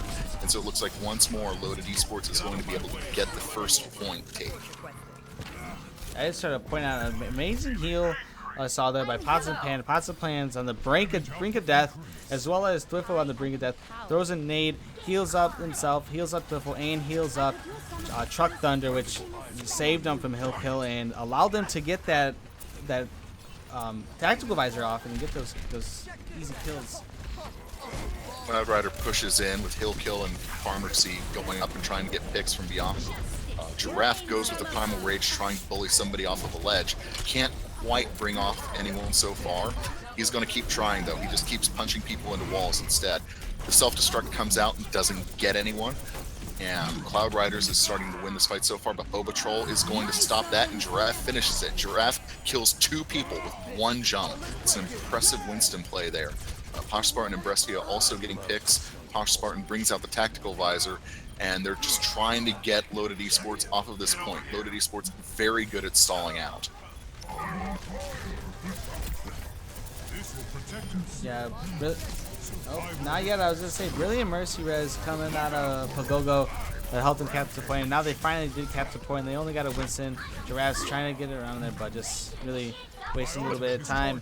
And if you'll notice, Giraffe only failed to contest that because he got hung up on the level geometry right in the corner there. He almost was able to stall it out for another 5 or 10% by himself. And so now Cloud Riders is going to push and do their usual engage as far forward as possible. Yeah, and as you say that, I mean, it's still, he probably didn't need to even try to jump in as the rest of his team was dead, and now they are grouped up. They are going to go back to the side they started at the beginning now, but we do have Primal Rage available from KDC, which I'm feeling is about to pop soon. Barrage comes out and is immediately eaten by the Matrix. That's the hard part of playing a far into the D.Va. At any point, her E can cancel your ult. Bow Patrol brings out the whole hog and tries to sweep the skies clear, but can't quite manage it as Hill Kill picks off Anna. And so now the fight is going to go on to the point. Self-destruct has come out, but doesn't get anyone once again. But Bow Patrol pulls down Hill Kill with a hook and takes out the Pharah and is immediately rezzed. So Bow Patrol's great hook kind of went for naught there, except to bait out the res. And still they're fighting on the point with 60% down. And again, it's back to who can stall out longer. As Giraffe, is Primal Raging on the point, trying to sweep the clear long enough to gain it back. Sound Barrier comes out, but now all of Loaded Esports is collapsing in on the point with only Kulex there to really contest it. And they're kind of ignoring Kulex in favor of getting more kills, so Kulex is playing a little bit of hide and seek. That can't last for very long, but it did last long enough to let Giraffe come in. So they get the point back. There's still quite a bit of time for Cloud Riders to get back in there, get that point back. They're playing great reses coming out from Pagogo. I got to give props to Thwifo there right before the nano, getting off an amazing Helix rocket that helped him out with getting a little pick and fight initiating already. move for you, just led that off with a sound barrier because he knew things were coming in. KADC Primal Rage is on the point, but because of the sound barrier, wasn't able to get much. Instead, it's Hill Kill on the Ferret, getting 2 picks off as far to start this fight off in earnest. But they're almost at 90%. Cloud Riders are going to have to push if they don't want to go down 2-1. Diva self-destruct on the point, picks off QLX and holds it for Loaded Esports for a few more seconds. We're about to hit 90% here with 4 Cloud Riders on the point at once. And Truck Thunder comes in as Diva to stall out, gets pushed off the point so they can try to build a few more percent. Truck Thunder goes down as Baby Diva, and it looks like Cloud Riders is going to be able to take it. And they do, and 10% left until they win this 3rd map. Yeah, it's going to be a tough chance for them to get there all together on the point. They're going to watch out for the stagger kills, as they do have one player that is still spawning right now. And QLX almost held them off by himself with 1 boob. Loaded was barely able to get back on the point. QLX almost just had a sneakily great boop there to stall everyone. But instead, we're going to have another team fight with 2 or 3 of Loaded Esports on the point at any one time. And they can't really leave it anymore now that it's 99-99. Somebody's going to win here quick. The self-destruct comes in and picks off Giraffe. So Cloud Riders is trying to clear off the point that way. They've also dedicated a Primal Rage as Pots and Pants on Anna comes in and tries to hold, but gets monkey slapped away and then finished off by Brestia. And Cloud Riders is going to win this 3rd map and go up 2-1. Yeah, the way Cloud Riders are playing, they're playing very aggressive. It's like, I believe it's Southwest that plays similar, so maybe they got some inspiration from there. Try to push them back, not let them get on the point at all, and that seems to be an issue sometimes with Loaded Esports, is they don't get on the point. And if they would just push past them and get on the point as fast as possible, I think if they fight on the point, it'll be better for them to get them more often. Because when they do fight on the point, they end up pushing them off the point and getting it. So if they can do that again, they'll be able to come back in this. But right now, Cloud Riders is in the lead, and if they win this map, or this map unleashing, they will win the map overall, which will allow them to go to a neutral map, which will be on Oasis. And again, that plays into Cloud Riders' hands because they're showing that they're a lot more comfortable on King of the Hill than they were on 2CP. So the first engage starts outside the point, and Diva is going to be doing work by Truck Thunder just to defense matrix as much as she can away. Pharmacy's coming in from Cloud Riders to try to get picks early. Bobatrol almost pulls Pagogo out of the air with her hook. That was almost a great clutch hook there. No picks really yet, but Cloud Riders is doing well enough that they're going to get on the point first. And Loaded Esports isn't really going to contest it. And that's the first time Loaded Esports hasn't won the point first. Is that dangerous for them? They seem to be built around winning that first match. Well, we got to look at their comp. They switched their comp up nearly completely. They opted with a Pharmacy and a Tracer, which they haven't really seen. We haven't seen them really pull out as much. But they aren't done. They're still aggressive on the point. They're trying to get. They gotten some kills here.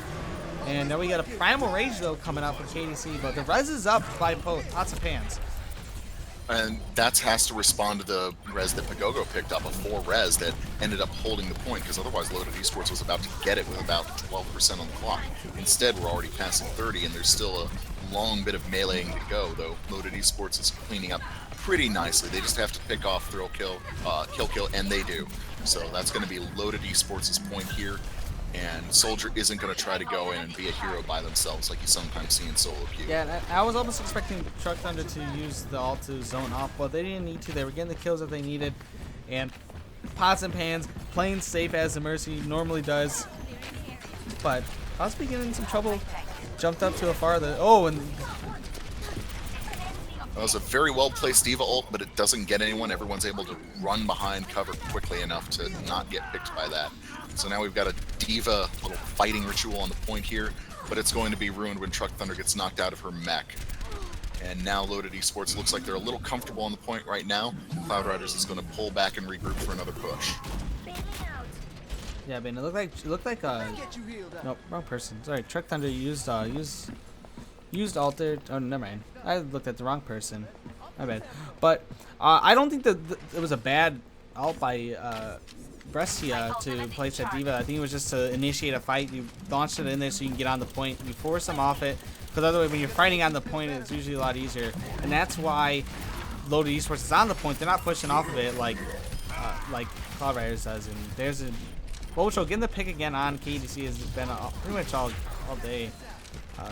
Gets the pulse kill on a soldier, which is sometimes a hard target to hit, and then Boba Troll just knocks Breastier right out of the D.Va mech, and Sound Barrier comes in, and it looks like Loaded will probably win this fight as well. So Cloud Riders is going to have one more push to try to save themselves from going to a 2-2 tie on this map. And Hill Kill there, blowing the barrage, getting straight up absorbed by Truck Thunder.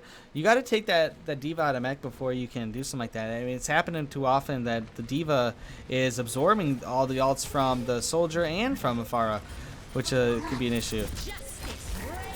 Here we go, maybe the last fight. Pharah drops a barrage first from Loaded Esports, and KADC is in. Can't make anything happen though. The res comes out, it's a 3-res. Self-destruct comes in and takes out Pharah. So Loaded Esports is trying to hold. Ponch Spartan did attack visor. Only got Lucio, but that is a good target to get with attack visor. And they got more kills to capitalize. But here comes Pots and Pans. Pots and Pans with the res. The Tracer Bomb comes out and just knocks everyone away. We've got a self-destruct coming out and just ults everywhere as Cloud Riders trying desperately to hold this point, and Loaded Esports trying desperately to stall him. Truck Thunder's D.Va is on the point and holding. Truck Thunder's out of the mech on D.Va. Twifo on Tracer is also stalling, and it's stall. How long can they keep it up?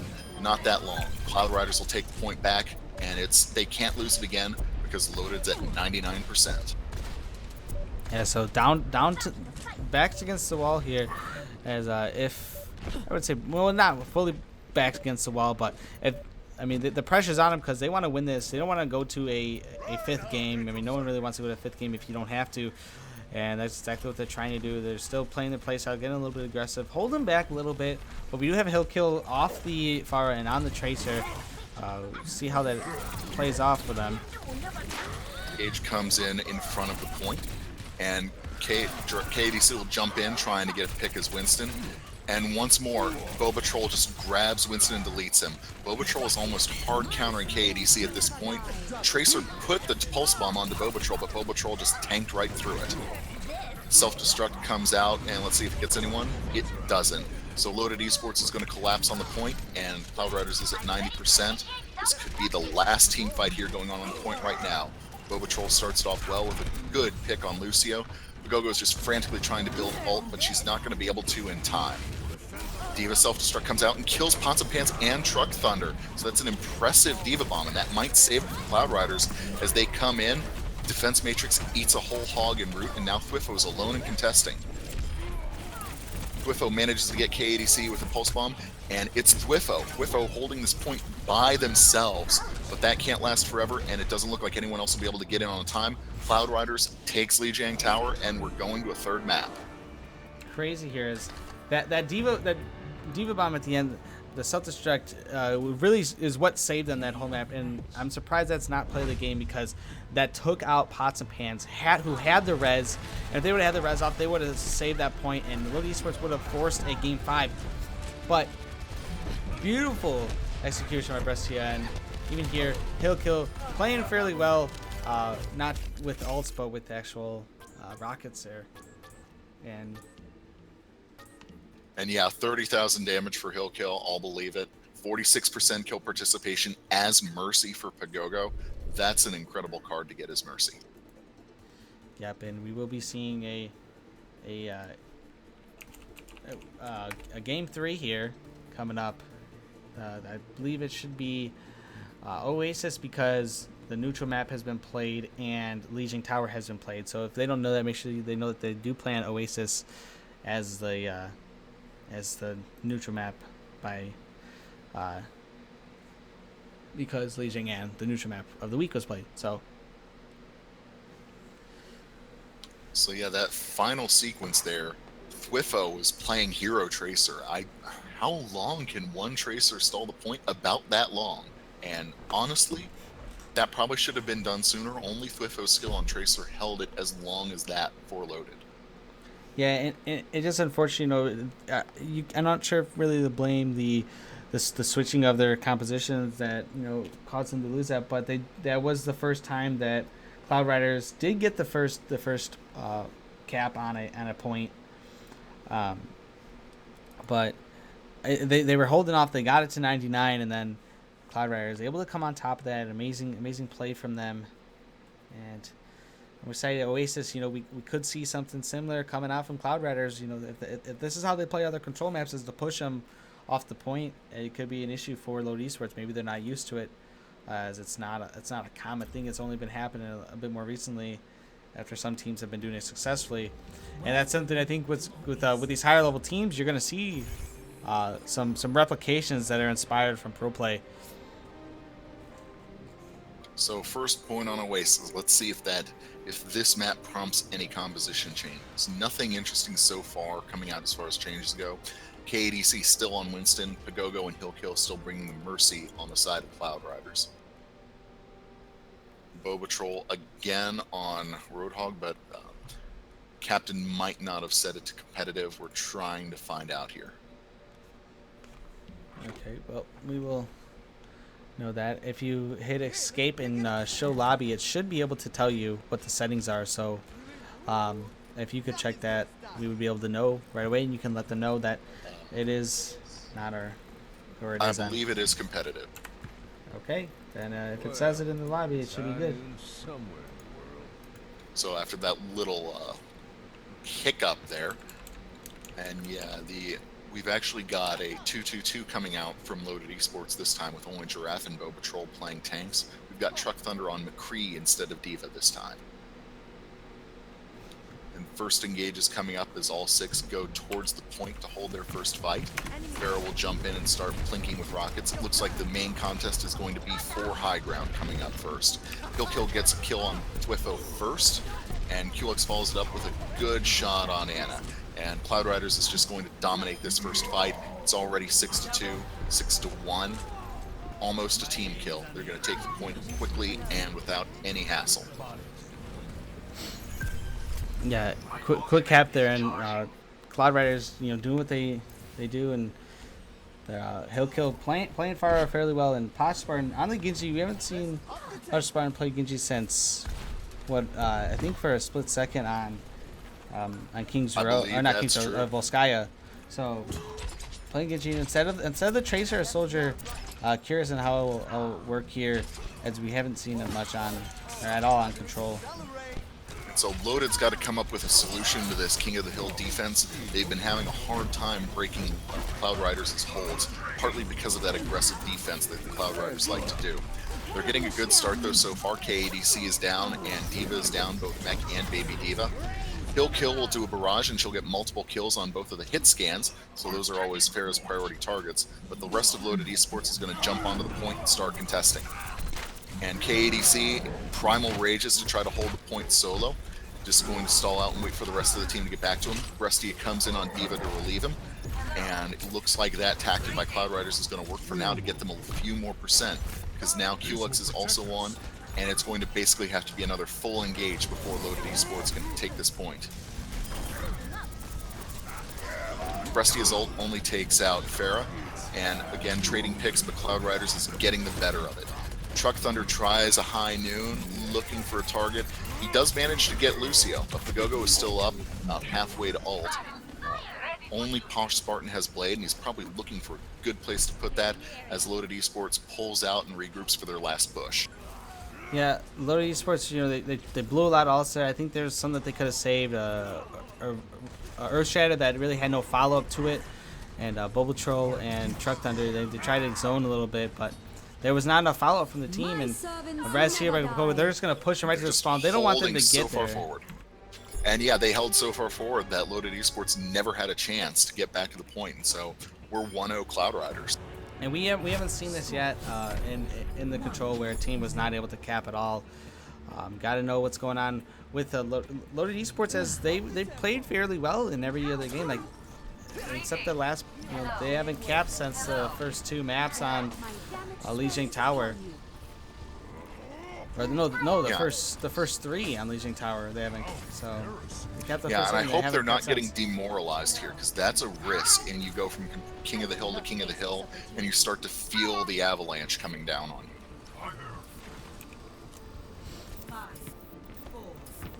So they're about to be released. Once again, not a lot of changes. Again, it's 2-2-2 for Loaded Esports. Giraffe is going to swap over to Zarya to see if she can get any play on there. And Chuck Thunder being on the McCree now. I don't think we've seen him on McCree yet, but I'm surprised not playing on those. Divas was playing fairly well in Diva, but they know that Hillkill's going to be on the pharmacy, so they're trying to get him out of the sky.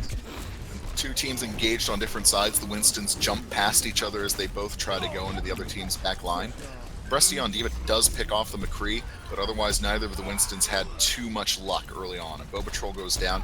Bobatrol is actually on Winston instead of Roadhog, so that's a major change. That's a surprise to me because of how good Bobatrol is at Roadhog, but they just felt that he wasn't getting value for hooks at this point, I believe. And it looks like Loaded Esports probably going to clear them off the point, but we've got a little more stall to go. Cloud Riders comes in, Pagogo with a 2-res. That might be enough for them to hold the point. Bobatrol's stalling a little, but the team fight's going to renew. So a lot of chaos going on the point right now. And Cloud Riders is actually going to take it first again. So they looked like they were about down and about to lose the point to Loaded Esports, but they came back on the back of that res by Pagogo, and now they've got first point again. And you've got to wonder, is Loaded Esports saying, here we go again? Yeah, I'm surprised. Yeah, like the picks, the hero picks they have right now, I'm a little surprised. Instead of going with what was working for them before, they're making these changes, and I don't think it's really working for them. They maybe could possibly go back to their bread and butter picks, but a few ults coming out from both teams. The thing that interests me is I asked about Bobatrol and what his backup pick would be, and they seem to think it would be Diva. Seeing him on Winston is twice a surprise for me here. The boost advisor comes back, but Anna's a little slow on the boost, but that doesn't matter because Thwifo gets 3 kills with attack visor, 4 kills almost, and that's a team kill almost. Pagogo does have res, but not going to come in and hold it.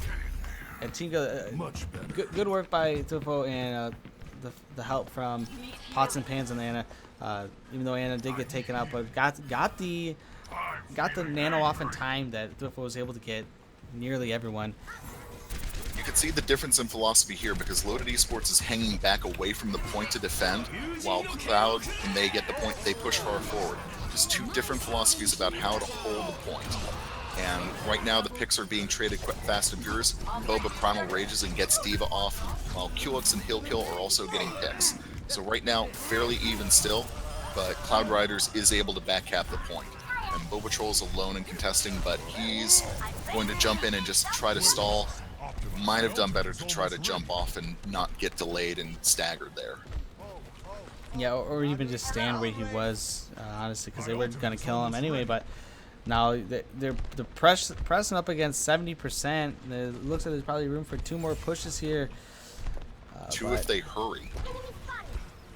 Or 3 if Thwifo can get back on Tracer, but Diva comes in, does get Pots and Pans, so it's going to be bad for their team as they're one less support down, and then both their supports down. Hillkill popping off the barrage gets taken out, but... And they're trading, but trading is really bad for Loaded Esports right now. They're not able to get anyone on the point, and it's 90%. They're going to have to hustle to get anyone back on the point. Don't know if they'll be able to make it. It's just like last one. Coming in fast. Moo tries to transcend and get on the point. He's just a bit slow, and Cloud Riders goes up 2-0. Yeah, they're playing that aggressive there, and that's a little bit hard to do. When it is getting to that percentage, you really got to... sorry, I got a little distracted there. They need to maybe get those picks sooner. You know, if they know that that's going to happen, they got to get on people. You know, I think that switch to Tracer would have been great for them, just so that they can get there faster. They didn't have a Lucio. They need people who are faster to get on the point. We are getting a pause here.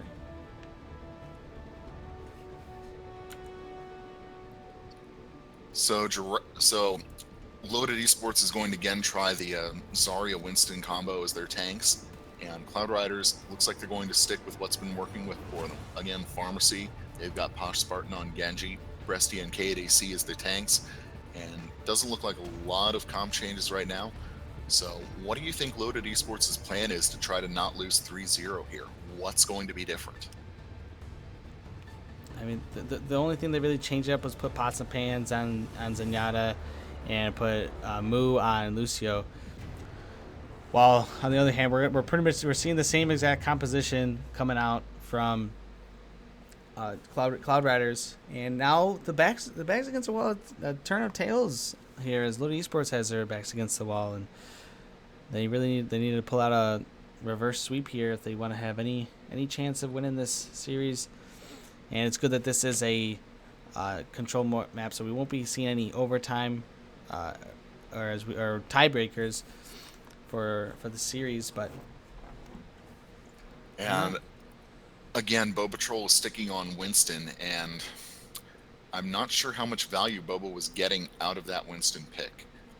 He wasn't doing great as Roadhog either. He was getting countered pretty hard, and you can tell that after those first 2 maps, Cloud Riders said, how are we going to counter these comps? And right now, Loaded hasn't been able to come up with a counter. Yeah, but as stated before, they pretty much said they are nearly 100% dive.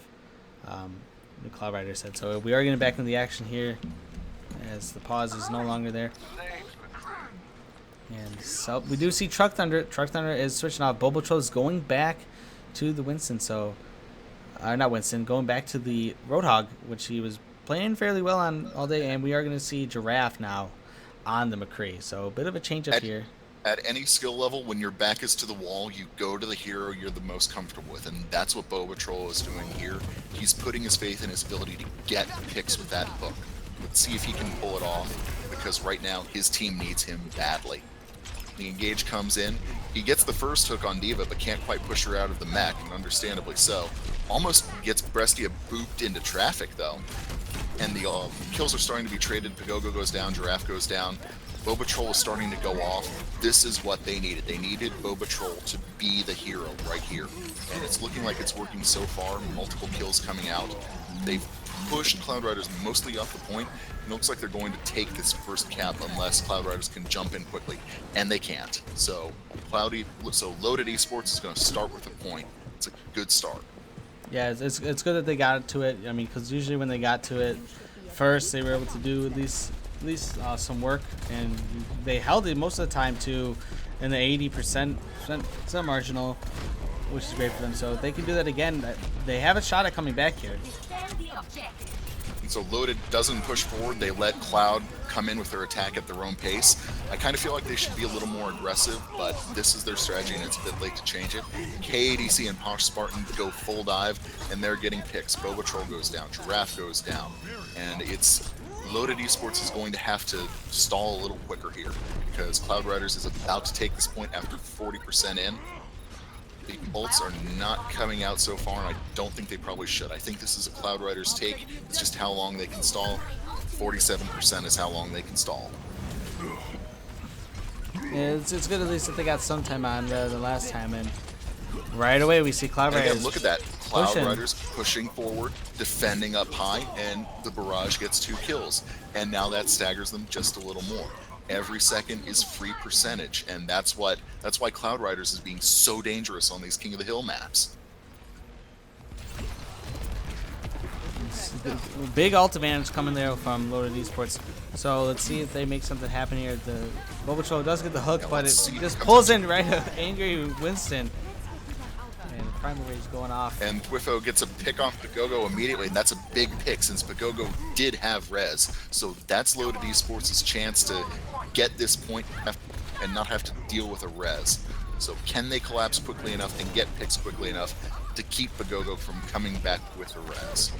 And it looks like they're trying. Bo Patrol gets the pick off. More picks come in. And yeah, they're going to be able to retake it. So they gave up a little more than they got on the first time. So here we go. Cloud Riders has to make another take back. Just like they've been doing, they've been just playing on the point. They're not trying to be aggressive like Cloud Riders is. They don't want to give it up. I mean, it's really, if they haven't really practiced it, it's really not really worth it, as they can defend pretty well, but Engage comes in with KADC, self-destruct comes back, and because of that Winston shield, it doesn't get anyone. KADC put that shield perfectly and a little fortuitously. Pagogo pulls out the res though, and we got another self-destruct coming out. It doesn't catch anyone either, so 2 self-destructs, 2 zoning ults. And now Thwifo's coming in. Thwifo has switched to Pharah. Thwifo picked off Mercy, and Pots and Pans has pulled off the res of her own. And now more Pharaohs going to war, but it looks like Loaded Esports is going to hold. KADC is going to have to jump on the point to try to contest, and now it's a stalling match because Bobatrol pulls out the whole hog, Posh Spartan pulling out the Dragon Blade, and gets pushed off the point. He's just tapping on and off the point as quickly as he can. Not quite quickly, and Pagogo barely gets on the point and gets immediately picked off by Bobatrol for troubles. And now QLX is all alone on there. Overtime meter's going to start running down again, and this time Cloud Riders can't quite contest, and it's 2-1. They've pulled themselves back from the ultimate brink. They've got 2 more points that Loaded Esports has to win this match. And since this is the 3rd map, they got to win the entire thing by winning the next 2 points. Yeah, but I mean, I'm not going to jinx it here, but the possibility of a reverse sweep, as you said, that is what's needed. And they look like they were getting their head in the games. Bobatrol got to stick with that hog. You know, it's one of the key players, and it's obviously there's a reason why he is in the top 500 for Roadhog. So, but I mean, I don't expect any changes from Cloud Raiders. I think that it's just working. It's going to be whoever performs it better, as both these teams have pretty much on their own bread and butter comps. Yeah, these 2 teams are savagely alike. They're so close in skill. We're getting a classic match here, and the first engage is going to be on the point. They're going to initiate just by going all in at once. KADC is going to try to get some squishies by jumping in. Immediately picks off Giraffe, and so Cloud Riders is going to start with a 6v5. KADC just jumping around here. He's hunting that Mercy and Bobatrol alike whenever either of them come in, and he and Hillkill will pick off Bobatrol. So it's a 5v3 for Cloud Riders right now. They've almost got the first pick. Whiffo and Posh are stalling. And now it's Truck Thunder. Truck Thunder coming in hot. Can they hold? They're so close to Cloud Riders taking the first point. Giraffe's just sit-handing in the corner, and Truck Thunder's contesting on point. And they did hold long enough, because here comes Loaded Esports for their second push. Truck Thunder dies on Diva, and right now Cloud Riders is just frantically trying to sweep the zone clear for another 2 seconds to get this point held so they can start generating percentage. And again, another wave of reinforcement comes in. Kill does the barrage and picks off Bobatrol, but they've still got people contesting. It's just 1 versus 1 versus 1 versus 1. This is the kind of crazy one-on-one team fight that, this is why you drill mechanics. Whiffo gets the pick on Mercy, which is a big pick, but leaves the point just long enough so that Cloud Riders takes it first, and now they're going to be developing some percentage here. What an opening fight. Yeah, it really was just back and forth. The far as getting a bit of poke damage there to help the rest of the team clean up. Poshkin, almost having Dragon Blade, Brescia almost having an ult available. And it's going to be a big ult fight coming in now after we just saw a long dry push. And it didn't get starts with a Diva Bomb, and now we got a Blade coming in. Cloud Riders is starting off well. They've got a 5v3 with only Bobatrol managing response pick, and he immediately goes down to Posh Spartan. And so Cloud Riders is going to win this team fight. They're going to get to at least 55-60% before Loaded even has another chance to retake. And you can kind of feel the desperation on part of both teams right here, both with that fight and that first fight. Both of them know that this is for everything. Yeah, this is all or nothing. All the marbles in the bag for Loaded Esports. Cloud Riders have a match to give up, but as last game I stated, they don't want to give that up. They want to end it now. There's there's more pressure in the final map. The engagement comes out. We've got tactical visors. We've got multiple sound barriers. Hillkill starts the barrage. Doesn't pick anyone off. Giraffe instead gets the tac visor kill on Hillkill. A lot of ults, only 1 pick so far, and we've got a res to make it back to a 6v6. Loaded Esports, Bobatrol picks off KADC, and then Mercy and Farah go down in rapid succession. So Loaded Esports has a 6-on-3, probably going to retake, and they did it almost the last second because it's going to be about 90% before they get it on. So they can't afford to lose any more team fights, even though they won this one. Especially with the aggression that Cloud Riders puts in. If Cloud Riders does get the point, they're likely going to push them back to their spawn, so they have no chance to get back onto it. And that's going to, as we've seen, it's been a difficult time for Loaded Esports to deal with that. And so Cloud Riders is coming in. They came in a little long of a flank, but now they're going in through main. And now they're pushing in, and they know next team fight's going to win if they can win it. And And so Hill Kill goes in, trying to pick people off. Move for You boops the KADC, and Loaded Esports, they get 3 kills in quick succession. Looks like they're going to hold this time. But I get the feeling that Cloud Riders might have been going in dry with this, not using any ults, just so that they can have a big ult fight a little later. Your thoughts? I would say that it's possible because, I mean, Brescia is really close to getting an ult. They'll push them off the point. They can get on it and then fight while they're on the point. And we've seen Brescia have that some good placements in the with the ultimates area. My servants never die. The engage comes in, but Posh Spartan dies quickly, and Pagogo has to single res just to keep it as 6v6. KDC rewards that by getting Giraffe down to make it a 6v5, and now it's just going to be everyone for themselves. Loaded Esports probably going to start throwing out ultimates any time now, especially now that Lucio killed both Genji and Pharah, but Hill Kill 5's responding, and now just so many picks are coming out. This is where the gritty part of the fight, because we're getting to the level where if they lose this one, Cloud Riders is going to be mounting a desperation last push, and it looks like they're going to lose this one as QLX runs. He doesn't have time to get staggered anymore. He's got to run away. What's great is the ults that are available for Loaded Esports, that they have the res, they have the primal rage, and then they have the visor. So they have great potential to finish them off, and this is going to be the last fight most likely. Here we go. Cloud Riders pushing one more time, trying to win the game with this team fight. Let's see what they can do. Posh Spartan already getting picked by Move For You. Move For You is doing great on Lucio. He's getting picks when it's not his job to. And oh, Hill Kill tries a barrage and gets killed. That's a heartbreaking loss for Cloud Riders, even with the res. And the res, that's not going to be enough. We're going to a 5th point of the 3rd game, y'all. Yeah, so we are going to be, this is sudden death here.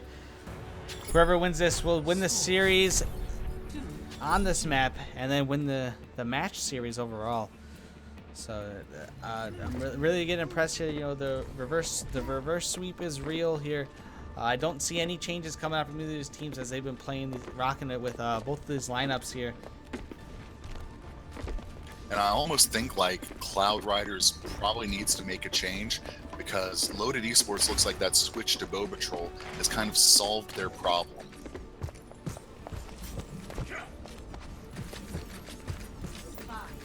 So here we go, team's about to emerge. Here we go for the last point of this match, because we can't tie on King of the Hill. This one's for the whole shooting match. And this one, there was, I'm pretty sure, 0 contest from Loaded Esports, as this was, I believe, the first match on this round. The engagement starts off on the high ground. Both Pharahs flying around with Mercy backup trying to get picks, but Kulix will be the first one, and he boots Truck Thunder down. So Cloud Riders starting off the team fight well. Let's see if they can capitalize and get any more picks. Truck Thunder respawns as Winston. He'll be back fairly soon since he's got that lead. But Cloud Riders is already building percentage. They're almost halfway through to a capture. Bow Patrol hooks Diva but can't follow up. And now Bow Patrol is almost alone on the point, but here comes Truck Finder as backup. And Pots and Pans also frantically healing everyone. So now they're starting to get picks, and now the tide of the fight is starting to turn against Cloud Riders. Cloud Riders still has about 2/3 of the point, and it's just a complete dogfight on the point here. Oh, Bow Patrol hooked Mercy, but got booped away so that Mercy got pulled into a wall instead of into the waiting combo. That was an incredible near miss. Bow Patrol almost won that. But instead, Cloud Riders takes the point first and starts setting the advantage. Bow Patrol's coming back in. And there are no pauses in the action this time, y'all. This is one of those edge-of-the-seat situations. Boba starts the whole hog, but gets it mostly eaten by Defense Matrix. KADC keeps tickling with him with that Winston gun, but Bow Patrol, he's a man on a mission. He hooks KADC, but immediately gets killed, and you can tell Bow Patrol is putting everything on his shoulders at this point. Yeah, I think these fights are just back and forth pretty much every start of every round in these control point games, from Legion Tower into this, and getting that kill at the right time, it really matters. I mean, there's a good res that came off from Pagogo early on that really helped him secure the point. What looked like it was going to be Loaded Esports that was going to get it, and now we get a nano or visor coming in, not nano. And the engagement comes out, and Loaded Esports is getting a lot of kills for their ult investment, but they've invested a lot here. and now they're trying to push the last few off the point. Kulik's doing a great job stalling, and now he's alone on the point, so that's going to be free percentage for Cloud Riders. And Loaded comes back to try to rectify that, but he bought enough time for KADC to get back. He bought up enough time for Hillkill to start building ult on that Pharah, because Hillkill loves that barrage ult. He's getting it so often. And Pagogo's on the point, and again, it's just a general engagement now. Nothing fancy. It's just getting picks and avoiding being picked at this point, because they're at 80%, and Loaded Esports knows this is it. This is do or die time. Yeah, Giraffe had a little bit of a wasted ult there. It was, unfortunately, it was getting absorbed by Brescia, like essentially the whole time. Brescia's gonna pop that ult, try to get a few more zoning kills, and there's 5%. Truck Thunder sacrifices himself with a shield so that he's the only one that Brescia gets a kill with. Brescia was looking to get 2 or 3 there, but Truck Thunder saved his team with that one. If Loaded Esports comes back to that, that's going to be a sneak play of the game. But it's not looking good for Loaded Esports, as they've got lots of people on the point and only move for you, and Bobatrol are contesting. Bobatrol comes out, gets the hook, can't follow it up. Truck Thunder and Pots and Pans are coming in. Oh, Hillkill tries a barrage, doesn't get anyone. And again, it's stalling time because they're at 99%. The next time that they sweep this point clear, Cloud Riders is going to be the champion, and that's it. Cloud Riders wins the match 3-2 on the 3rd point. Pimp, what a game. I just can't believe it. Loaded Esports looking like they were going to have that comeback, and just that little switch from that Genji to that Soldier really made a difference, as they took care of the Pharah in the sky, and they took easily was able to get ultimate charge off Bobatrol as the Hog. Great series from both teams. I'm thinking, with just the level of play they had, that these two teams could possibly be at the top of their division, Division 2, as we stated before. And once again, we will be taking we are actually running a little bit later, so we are running late, so it'll be a short break at most. Yeah, we'll do a short break. I will be doing another giveaway. I've got to give a new keyword. What do you have for a keyword there? Hook.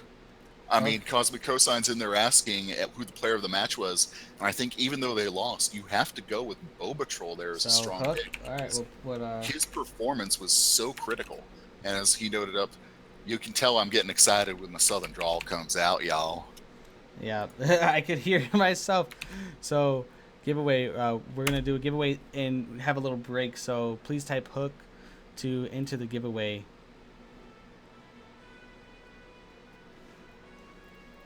We will be taking a break.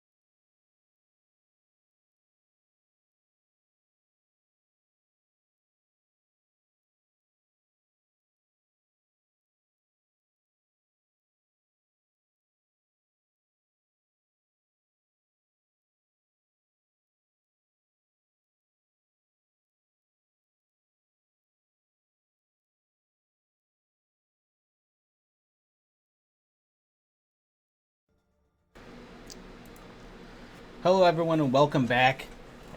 That was an exciting series we just saw between Cloud Riders and Loaded Esports from Division 2. Next up, we have Overly Supportive going up against Rather Be on Stardew coming out of Division 20. As I stated before, we will be doing a giveaway, so I will be rolling now. The winners will be receiving some Overwatch University stickers that we had made. So we'll be doing that first roll. People who won previously are excluded from this, so we'll be doing the roll now. And Kulix, congratulations, Kulix, was actually just in the game that we just streamed from Division 2. Congratulations. That is your reward for being a great healer. Yep, congratulations. I'll be messaging you later on Discord for more information to get those stickers to you. It was stated we are waiting for one of the players now from Overly Supportive. Just a little background on these teams. Last season, Overly Supportive was in here, and they were known for being overly supportive. They would run,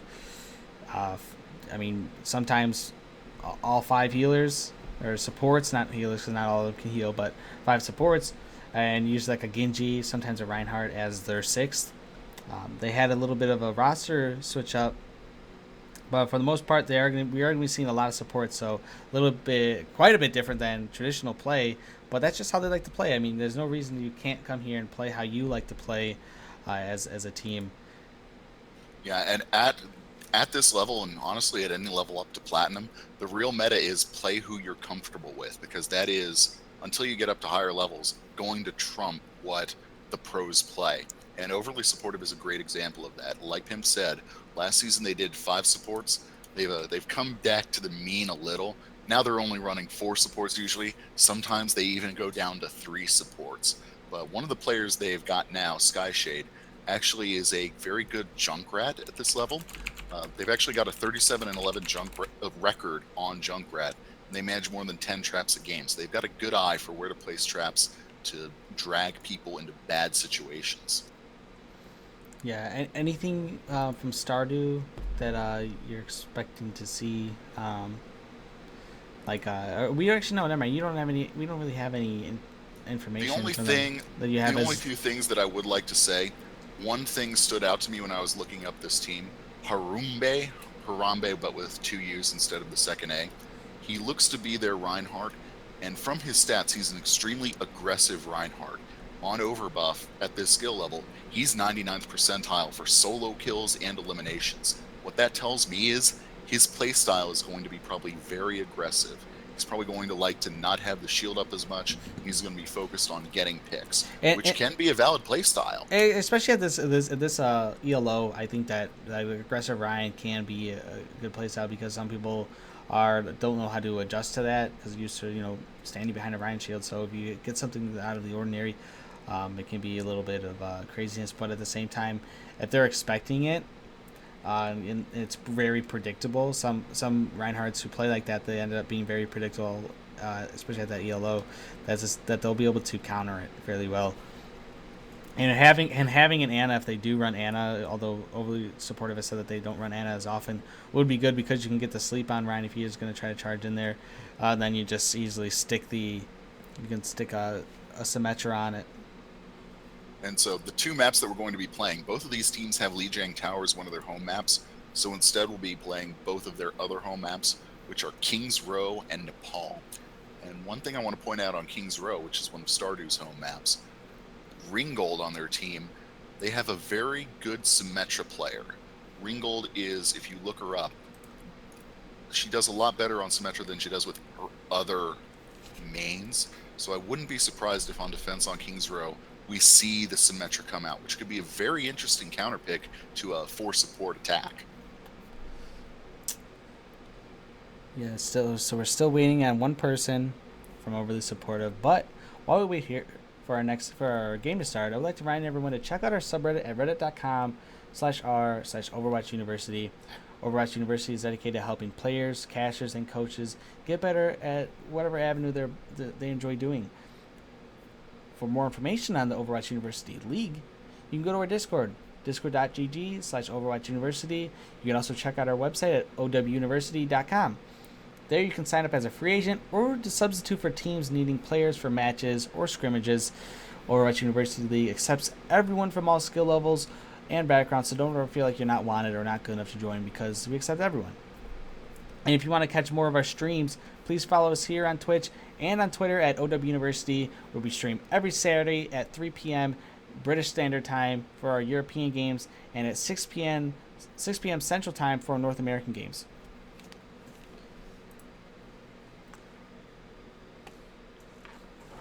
This is week 2 of the season. We will have 7 weeks for the regular season, with an additional makeup week for any teams that had issues scheduling a few of their games. We have to give an additional week before we kick into the off season, where we will have, right after makeup week, we will start with the All-Star games, something new for this season, and playoffs, which is also new this season.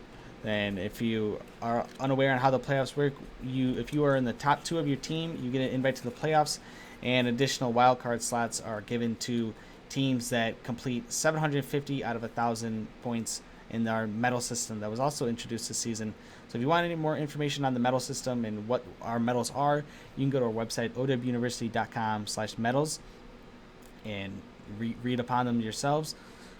But please, if you're really interested in getting into a competitive environment where you can learn that's casual, you hop onto the league, whether it be to find teams to scrim, whether it be to sub for teams, just hang out. It's a good community. There's a lot of people that are here willing to teach people, as well as people from our Reddit at /r/Overwatch University. So another thing about Overly Supportive, their captain and their highest rated player, General Confusion, actually is out of the country right now. And so General Confusion is up at the 2800s in SR, while the rest of the team is around the silver gold borderline. So I think that Confusion's absence is going to have a big impact on this team.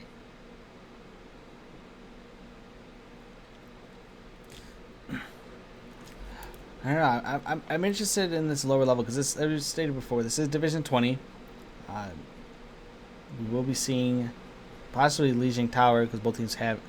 Actually, no. It's never mind. You won't see Legion because it's canceled out. So we will be seeing Nepal and Kingto. So we have a good potential for Death Ball and for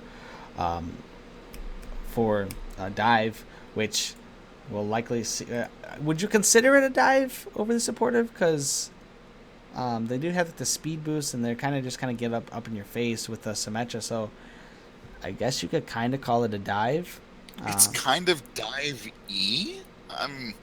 It kind of exists orthogonal to the Dive Death Ball axis, if I can put it in somewhat more mathematical terms. It's a different animal entirely, and I've never actually watched Overly Supportive play, so I'm really eager to see how this works out and how it flows. Yeah, I mean, last season they ran off some Genji. I mean, my team has even played around with it back when people started talking about it in the chat.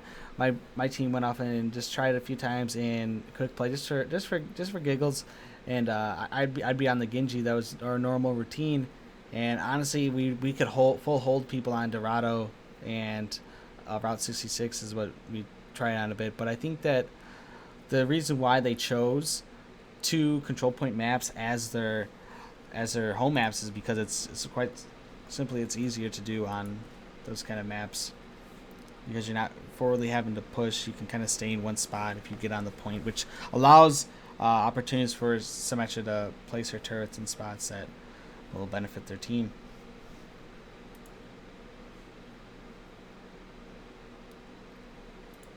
One of the things I asked of Overly Supportive is how some of the recent balance changes, the introduction of Orisa, the Lucio change, has affected how they play with their unusual team comp. And the way they put it to me is that of all the healers, they like Ana a little less now because of her nerf, and they actually often leave her out in preference to Zen and Mercy and Lucio. They all really loved the Lucio change because they were already kind of running a battle Lucio. This helps them a lot. So that Lucio wasn't really a buff or a nerf, it was kind of a side grade, but it made Overly Supportive's playstyle a lot more effective. Well, I think it actually, especially with their playstyle, it's an insane buff, because you get the increased healing from the shorter radius and stuff, as well as the the speed boost. It's harder for him to get hit, and obviously the changes in Lucio's gun, his primary fire, will help this team succeed if they have any shot. I don't see them switching up Lucio at all. It just makes Lucio more viable, especially for this comp.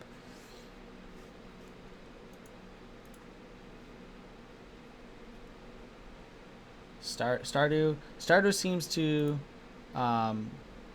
they have some players from last season. I see that MJ Koo and MJ Koo and one of the other players I remember, OC Leprechaun, but Leprechaun is not playing today, unfortunately. So yeah, and MJ Koo, his mains are Reinhardt and Anna, and he's got a pretty high win rate with both of his mains, which tends to tell me that even though right now he's in the 2300s, 2400s, his real skill level is probably a bit higher than that. So that might be one area where the numbers aren't lying. They're a little misleading.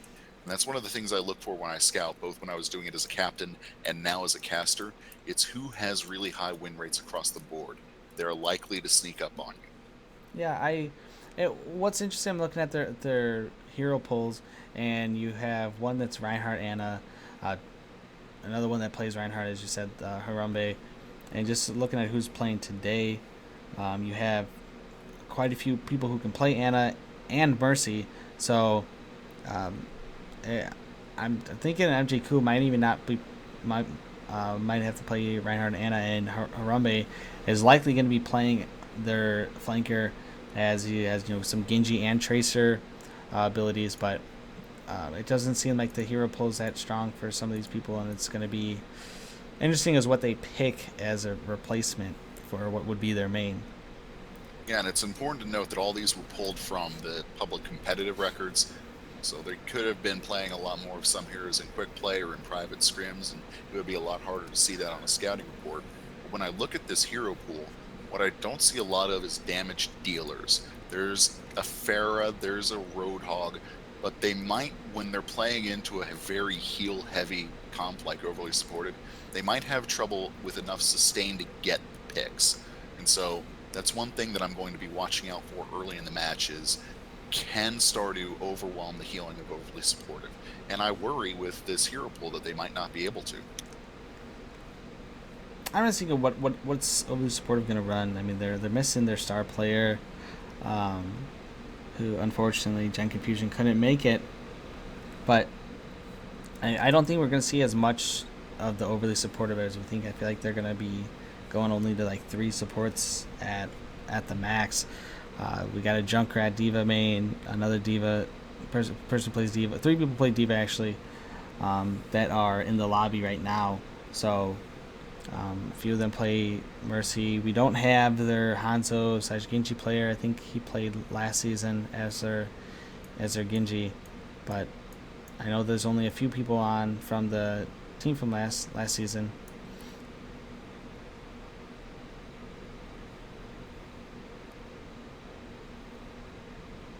And yeah, looking at the hero pool, it may be that they only bring 3 supports, and it may be that they only bring 2 healers, which would be a major change for them, and that would ironically help Stardew out a lot with their relatively lower amount of damage potential. But it might also at the same time make them much more dangerous, because if Skyshade is bringing Junkrat, who they're very good with, and if Blitz is bringing Symmetra, who they're very good with, at this SR, those 2 heroes can tear things up. It's not like Masters, where if you see somebody slam pick Junkrat, you're going to go, what's this guy doing? Let's look at his records. Oh, well, he doesn't have 100 hours on Junkrat, so he might be throwing. No, at this level, Junkrat and Symmetra are extremely scary. Yeah, I think we'll probably see Junkrat. We'll probably see Phoenix, who looks like it's going to be playing their tank. If not, maybe their Mercy. But I think that Phoenix is likely going to stick up with either Zarya as D.Va we see in the pool.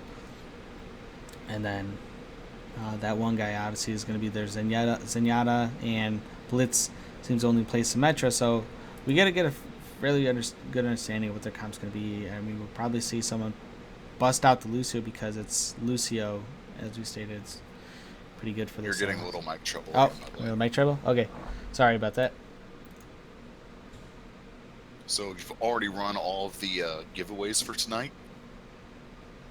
No, we still have one more giveaway that we'll be doing after this at the end. I like to do three per stream, so there will be another one, so you can stay around. Sorry for the delay, guys, as these teams are still struggling to get this last member in, unfortunately. Yeah, we have one person missing from one of the teams, and they knew they were going to be about half an hour late. So we opted, instead of making them play on all of their maps with a sub, we are going to wait for that 6th player to get back in, just in the name of giving you guys a better match to watch and giving both the teams a more fair match for them. Yeah, while we're right there, we're just going to take a little break here because we are going to be waiting, and we'll jump right into the action as soon as we get that 6th player. So stay tuned, guys. We will be taking a little break, and we will be doing one more giveaway later on.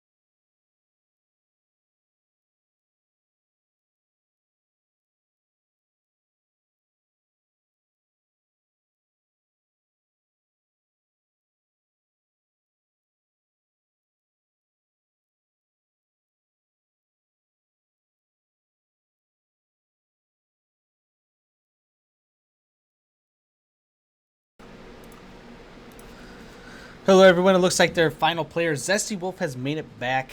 We didn't know who was going to be playing, but just a little background. Zesty Wolf plays Hanzo and Genji, so likely they're one of the DPS. Some Zen, if they stick with the whole composition of overly supportive. So we should be getting started shortly here now. We are going to be getting on Nepal, and reminder, we will be having another giveaway. Sorry guys, from a little tiredness. This is getting a little bit longer than I thought. Usually our stream ends around 9, but this one started pretty late, so we have some giveaways. Remember, right after this series, let's get in here. As rather be on Stardew, it's going to be on the blue team, while red team is going to be overly supportive. So we're seeing Torbjorn immediately from Overly Supportive. We'll see whether or not that's a real pick. But only 3 supports from Overly Supportive. We've got a Lucio, we've got a Mercy, and we've got a Zen so far. Yep, and the and Zesty Wolf on the Hanzo was a little bit of expected, as we stated before. And on the other side, Stardew, they're bringing out a much more, I'll say, conventional 2-2-2 comp. Looks like they might be bringing out the Pharmacy with Hello Amy and a Kai Bear.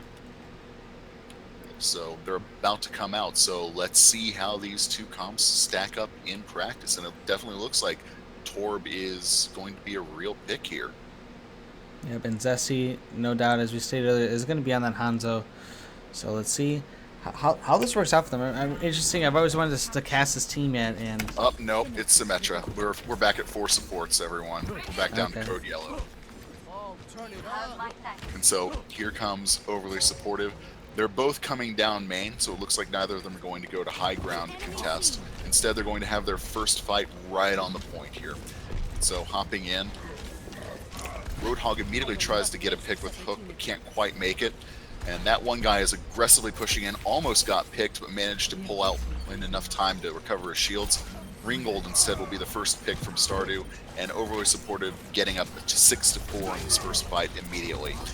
And Zesty Wolf picks off 2 people with scatter arrows very quickly, so they'll take this point pretty quickly first off, and so far 4 supports is working well for them. yeah, and big move there by Zesty Wolf, getting the double kill with the scatter arrows, and then the team Zenyatta, that one guy putting in a lot of work, just getting off those discords on the right people at the right time, and Symmetra started turreting up the point as her own little nest of doom, and so Stardew is going to come around the flank, it looks like, to try to get some picks. It's a good choice. Roadhog hooks into a barrier instead.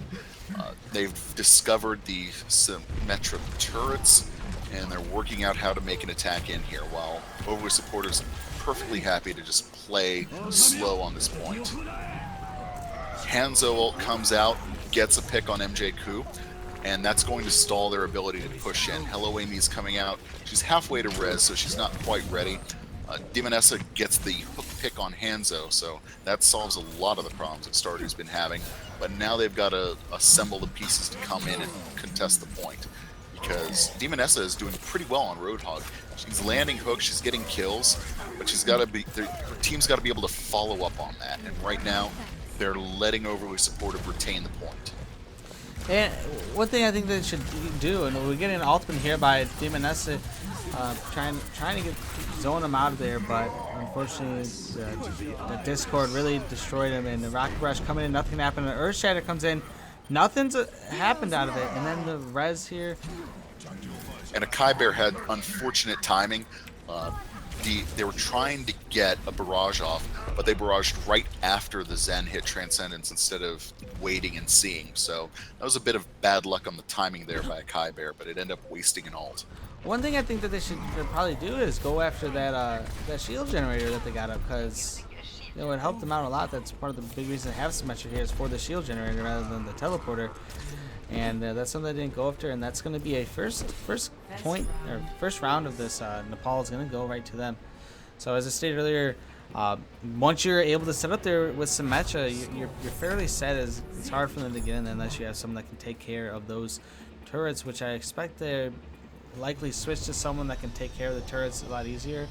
And this map will probably be better for a Kai Bear on the Pharah because of the verticality. And a Blitz possibly getting off Symmetra. I don't think it, but getting on the Widow, I think that's just a little tease. But so far, exactly what I've been afraid of for Stardew's sake is coming out. They just haven't been able to put out enough damage to get picks until somebody broke off on their own. The number of healers Overly Supportive is bringing is able to insulate them from the risk of getting picked. Yeah, and there's quite a bit of a switch up, and they're opting to get away from a Reinhardt, and MJQ is going to be on that soldier instead of on the Rhine. And Demonessa now is going to be on the Pharah. So the engage comes out with Stardew coming up on the high ground. Pharah's back there shooting rockets and trying to get boops off. And now we've got a mid-air battle between Demonessa and Zesty Wolf. And neither of them look like they're going to win that quickly, but it is distracting them both. And as of right now, kills coming out on both sides as Zesty Wolf wins the Pharah battle. And Zesty Wolf, almost alone on the point, holds it and lets Overly Supportive get the point first. So now it's up to Stardew to figure out how they can push to retake, which is something they struggled with earlier. Yeah, and I think that Zarya is a really good choice for this this team. So you can put it on Blitz. Blitz can just run in there, melt someone down with that Measure Wave. And MJQ is really trying to go after that Pharmacy, but really doesn't have any support from his team to take out a Pharmacy. And if you look right now, Overly Supportive's 2 non-supports, they've got the combo. And there goes the combo. And that's going to wipe out most of Stardew. So that's going to be a heartbreaker to try to come back from. The other 2 on the team pull back and regroup. So they need a different idea on how to break this defense. We do have the shield gen going to be coming up from Overly Supportive. And oh no, there they go. They go with the shield gen and so here comes Stardew. They'll find out soon if they haven't already figured it out. The shield generator's up, but they don't really have any good flankers that can go in and take care of it. Instead, they'll push into the side room, trying to win a team fight and get some picks before they collapse on the point. Ringgold's first out with Bruja and sweeping in along back. And so they're trying to find a way to get kills despite all this healing. And Zesty Wolf is, despite all that, able to hover mostly over the point and just get picks whenever she likes. MJQ pulled off the tack visor. He got the Pharah, but eventually went down to the nest of Symmetra turrets instead.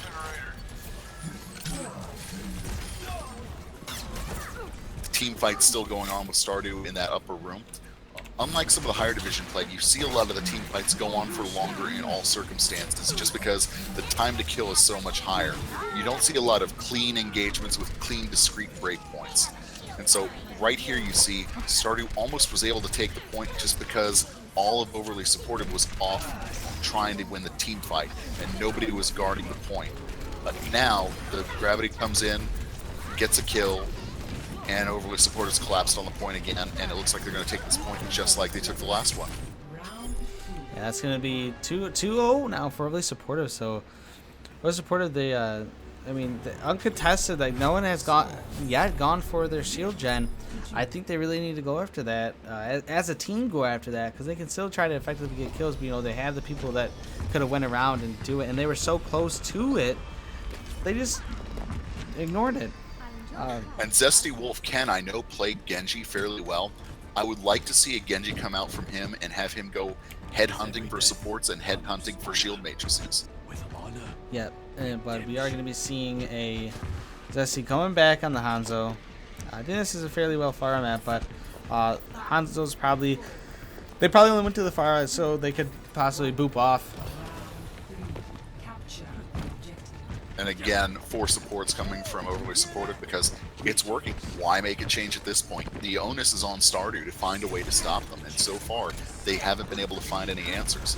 This time they're going to start out the engage on the high ground, and I think that kind of plays to Stardew's relative advantage. We'll see if they can take advantage here as Demonessa jumps in with Roadhog and Ringgold, like we said in the pregame.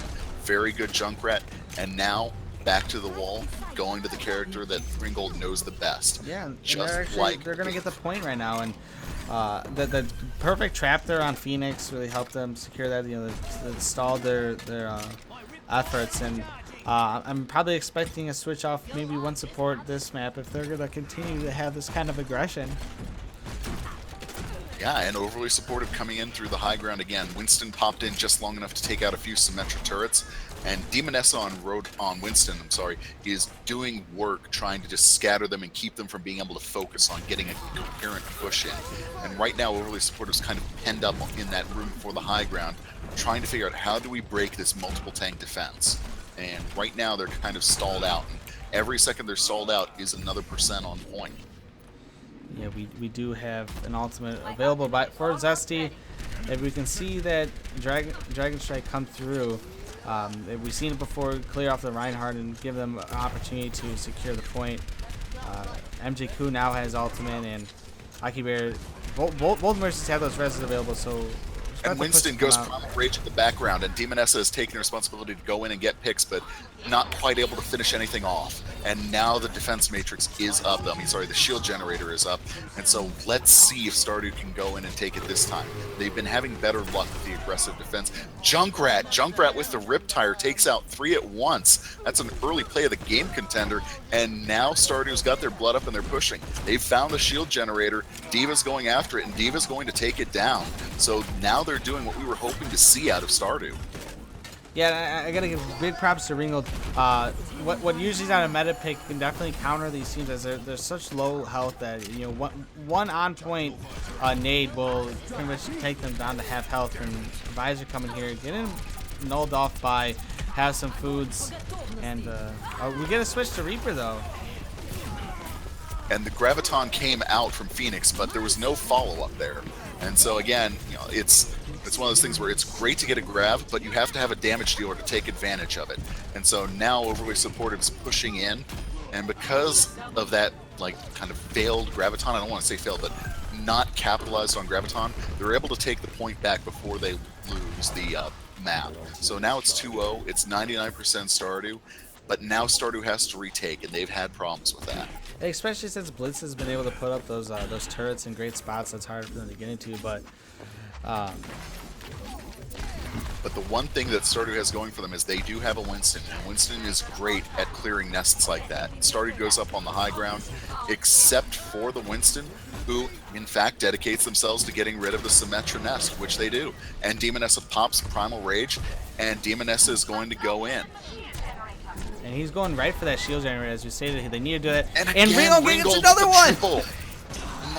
Oh, Zesty Wolf with the quad kill on the Death Blossom. We were surprised at that switch to Reaper, but that just paid off in spades. And unfortunately, I wasn't able to see that. I was too busy switching to Ringgold as he was getting a bunch of kills. And it took me by surprise too. I was watching that as well. And so now, if you're a Stardew, you've got to kind of take a step back and think about what you're doing, because you just pushed in, you had a 3-kill ult, and you still couldn't take the point because it got responded to with a 4-kill ult. And so they're gonna have to do something what are you going to pull out after that? They have the res, they have Lucio's ult, so they can engage with the Lucio ult and then have the Mercy as a backup for it. But they want to get in before Skyshade gets ult, and they're going to need to take out Skyshade. They're going to want to take this back. And Skyshade's got her ult up in seconds here, and there goes. Skyshade has ult, so they have to go dive Skyshade on Mercy, or they're going to have to kill everyone twice, and I don't think they have the firepower to kill everyone twice. Yeah, that's something that can be harder at the CLO, is getting in there, and finding, remembering that you have to go get that Mercy. It's just some mechanical game knowledge that's sometimes missing. And we get another ult here from Reaper, and the Mercy res happens. We still have Mercy res available for Skyshade, but and again Reaper's just doing work with those Death Blossoms, and that one probably saved the point for Overly Supportive, and so Nepal goes 3-0 to Overly Supportive. But I'm encouraged by what Stardew showed me on that last point. I think that they can sorry, I just got a little distracted by chat. Oh, but here we are, the misplay that I got there from Zesty Wolf, because he gives a brilliant Death Blossom here. And he's able to get even more kills after the res, which is just, insane. Look at the kill feed on that, and just kills all across the board for Zesty Wolf on the Reaper, and medals all across the board for Overly Supportive. But I don't think that Rather Be on Stardew is out of it. I think that going towards going on to King's Row, I think they can do something, because I think it'll be a little bit harder for Overly Supportive to do something on there. Their defense will probably be great, but I'm not sure on how their attack will be. Yeah, and at this lower level, defense often has an advantage over the attack just because of that high time to kill. increases the effect, or I'm sorry, it nullifies the effect of the spawn advantage. So trades are happening, but it's harder to get a sustained advantage because it takes so long to kill someone.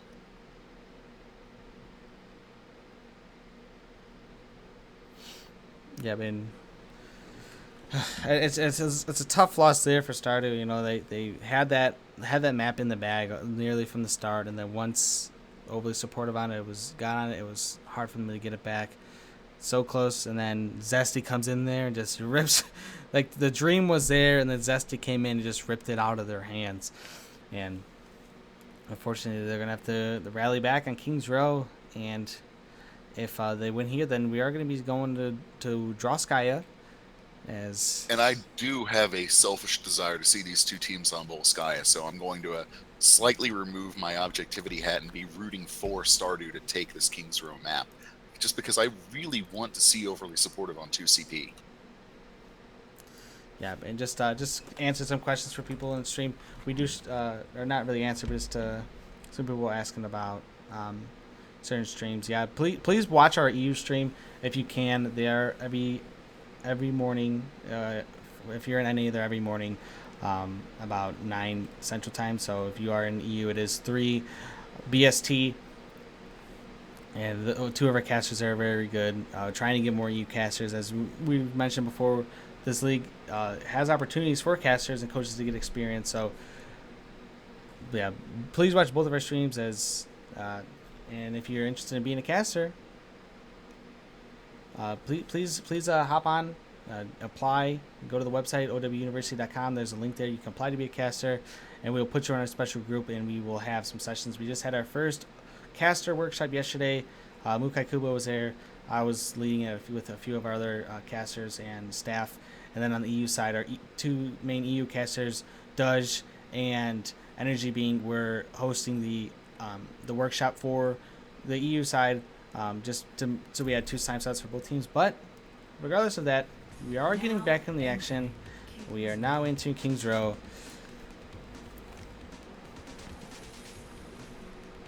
So let's see if either of these teams will do any caster tease picks. Doesn't look like it so far. It looks mostly familiar with Phoenix on Zarya.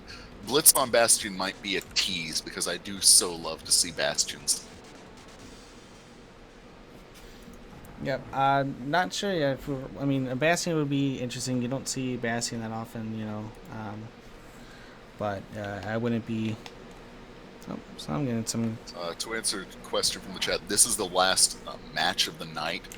And so, if Overly Supportive wins this map, we're done. If not, we're going to a third on Volskaya. Yep. So this is the last series of the night. We do three streams, 3 games per stream. So our EU will have 3 games if we have the numbers for it, and NA will have the numbers on. If we have the numbers for it, we'll have 3 streams. So if you are a team and you want to be on stream, Saturdays is the day to do it, and we have 3 times for each stream. So on the hour, every hour, after each start time, we have a game. So 3 p.m., 4 p.m., 5 p.m. British Standard Time, and 6, 7, and 8 for Central Time for the NA stream. So if you want to be on it, please get your captain to fill out the form for your day and ask the other opposing team if you guys can play that day. So that's one good benefit not playing at the official time, or at least the official day, is being able to do that. And so Overly Supportive is bringing the same comp out with Symmetra already pre-placing a lot of turrets. So Stardew is going to attack, and they've found the first of the Symmetra nest. So let's see them break that apart real quick if they can. Otherwise, they're going to get stalled out at the choke here. And it looks like they're taking care of those turrets pretty quickly. Ku just destroyed a couple with a flame strike, and Ringgold's already getting picks with his Junkrat. Symmetra's down, and so they've got a 6 versus 5 if they want to push in, but the Symmetra turrets pick off a Kyber, who did not expect them on the flank where he went through, and so now Stardew is going to pull back a little and regroup, waiting for a Kyber to come back. Yeah, and they have the spawn advantage, so they could still push in even though they're tied in the amount of people available, and then Ringgold putting in a little bit of work there on the Junkrat, which is I expect him to be on since it was working out for them last game. Yeah, when the going gets tough, you go to your main, you go to your standby. And for Ringgold, that's Junkrat showed in that last point, and I expect it to show here as well. So now Stardew is mostly on the high ground, it's contesting, but they're trading picks right now, and that's still good for Stardew.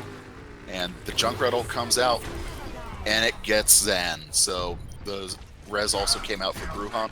So this is probably the best chance that Stardew's going to get for a while to contest. They're getting picks, and up here comes the res from Skyshade, and so we've got a full-up brawl on the point once again. It's kind of pretty taking a third-person view and watching just as Zarya's waving her beam around. It's a light show on there, and Stardew's going to push in with Lucio leading the way and Bruja. So Stardew's supports are leading the way. I think they've been inspired, and Hanzo throws out the ult. Phoenix backs into it and almost dies, but not before Phoenix pulls Demonessa down. And so Overly Supportive is roaring back, and they're getting picked, so they're going to hold this push. Yeah, it's surprising because there were so many kill opportunities that happened from Stardew that they couldn't really capitalize it. And I mean, they have a few ults right now that they can push in. They're about to have, honestly, they're really close to getting all their ults, while the other team only has 2 right now. And Stardew is being very good about sticking behind their Rhine shield on the push. That's something that teams 2000 SR better than them sometimes struggle with. So team fight comes out again. A Kyber gets one before Zesty Wolf picks them out. Graviton Surge comes in without any follow-up, and so now they're trading ults. Ringgold takes down Lucio with another Riptire. Ringgold is just getting an incredible amount of kills as Junkrat right here. And now Stardew's in the phase of trying to clear the point so they can cap it. I think they just did. If they just group up on the point, they'll be able to take it this time. The Hanzo ult comes out. Doesn't really get anyone. And so Stardew is taking this point pretty quickly. They're going to hold it because Supportive is not going to contest. Yeah, and Zesty's had some pretty good placements on his Dragon Strike, just to like zone out a bit, get him off the point, and getting a few headshots here. There took out Ringgold there at the end, but unfortunately unable to get on the point to push it back. But now the ult advantage is going to be a little bit in their favor. Not much going to happen. Only a drop the beat going to be available, or sound barrier from Overly Supportive, and no changes in their lineup as they're just getting ready to set up the turrets now. The turrets are all set up just past the first corner, and Lucio is hanging out beyond that first corner, ready to drop down on somebody and boop them. Not sure what he's planning there, but we're about to find out. And he'll move back to the rest of the team. So it's going to be a more traditional group-on-group fight here. So Kyber is linking up with Mercy for the Pharmacy, and Phoenix is contesting on the point with Zarya, trying to burn down Pharah. Can't quite do it because of the constant Mercy heals, but about enough time for Overly Supportive to get more bodies closer to the point. Ringgold's throwing in bombs, throwing in mines, but Symmetra was caught a little too far behind by Rather Be on Stardew, and MJ Coup punished her. So again, Stardew's getting picks now, which is a welcome change. They're pushing that payload around the final corner, and Supportive just has to get into a better, more rigorous defensive alignment. And I don't think this comp is quite working out for them right now. Yeah, I mean, there's a few opportunities, that they could switch to for Overly Supportive, obviously, but if they were trying to stick with that meta, I mean, I could see, maybe them getting Diva even. I think it'll take care of it.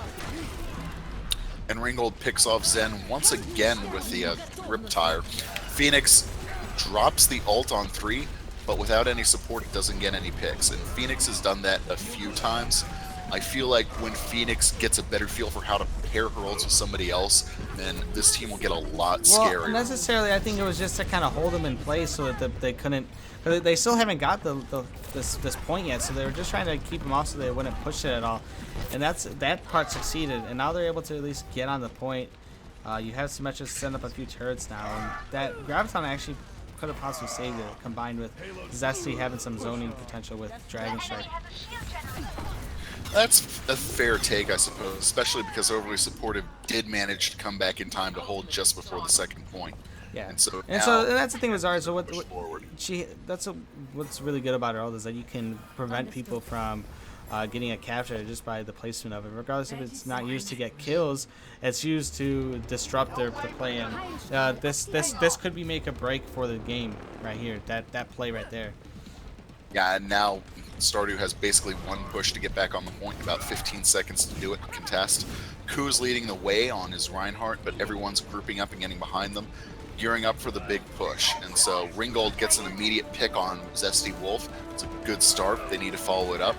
Demonessa goes down to Phoenix, but they're all on the point, but they're being contested. Phoenix is holding them almost solo while the others stay a little further back.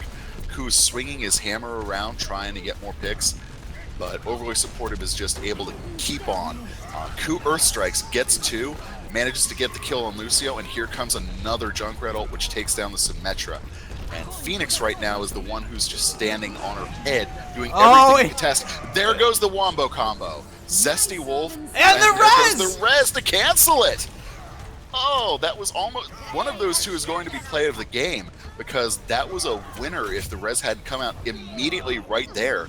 And now Stardew has another chance. If they could just kill Phoenix. Phoenix is standing on their head as Zarya, doing everything to hold Stardew back. Phoenix is... Their objective time has to be crazy right now.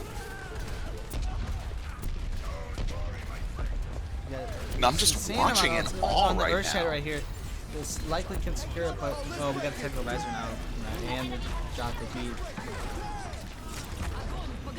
Another ult from Phoenix, and she's generating ridiculously fast for Zarya because of how much she's able to do standing near the point and getting damage.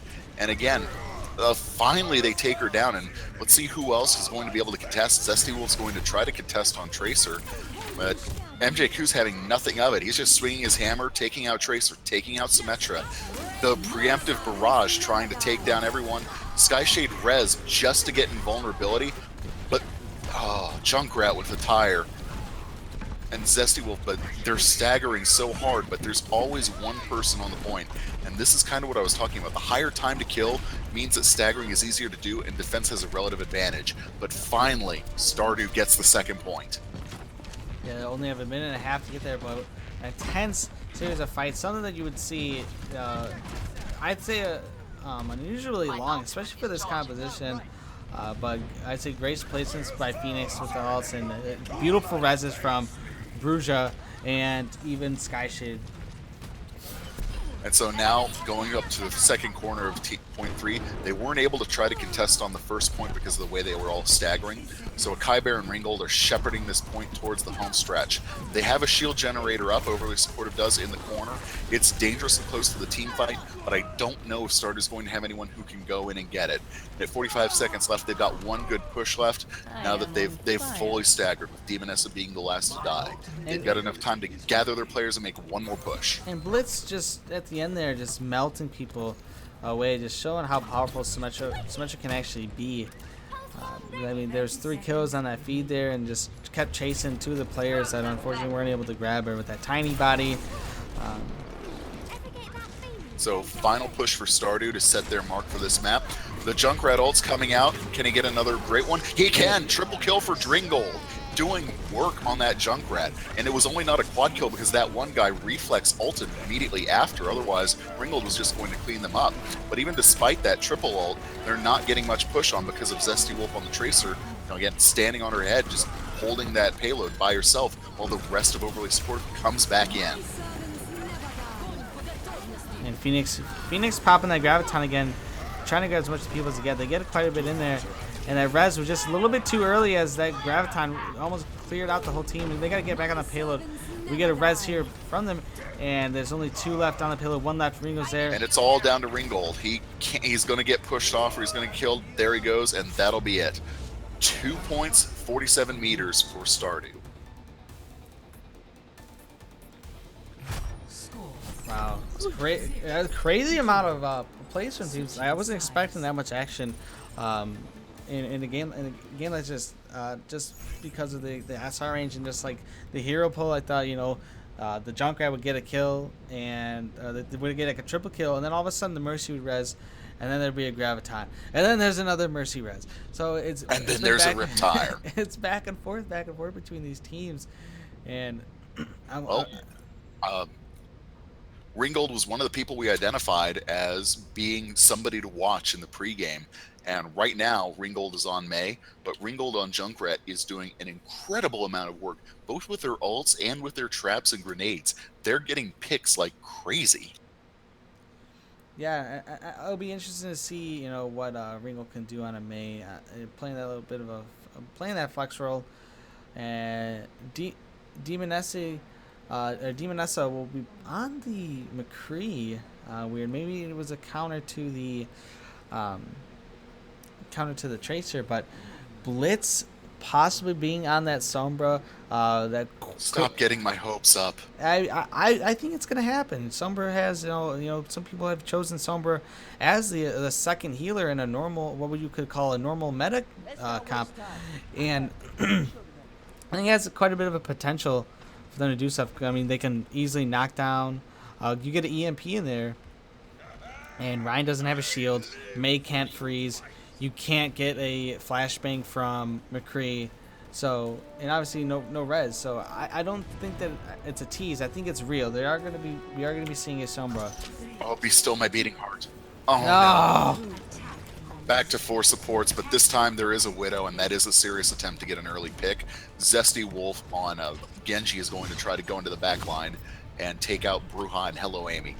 But first off, Stardew is going to bring out the pharmacy, try to break up the initial push as Supportive goes in through the theater. They're going to the second floor, and it looks like they're going to go for the wide flank. Genji is already well onto the high ground behind, and everyone else is following him pretty quickly. And Genji reflects a rocket into the middle of Stardew. That was a good deflect. Didn't get any picks, but it was still a good deflect. And so now all of Supportive is on the high ground on the flank. Zesty Wolf's pushing further in as May drops a shield wall to try to screen everyone off. That ended up actually helping Stardew a little more than it should. But now they're starting to push onto the point. Zesty Wolf all by themselves distracting Stardew. And now Symmetra's gone in. She's got the chainsaw warming up. Hello Amy's about to go down. Oh, nope. They managed to pick off Symmetra before she can get any kills. That's an excellent pick-off by Stardew before Symmetra can get fully armed and operational here. And now Supportive is trying to get onto the point, trying to build percentage, but a Kai Bear on Pharah, and the others are coming back in again, trying to get some more picks. The shield generator is up as well, so now Overly Supportive is starting to really get their engine running, and we'll see if they've been pressing hard. We'll see if that shield generator is what they needed. The res comes out from Bruja to try to save the team fight, and right now with that May is building on so quickly. And Overly Supportive gets 4 kills very quickly, and that's probably going to get the first point for them.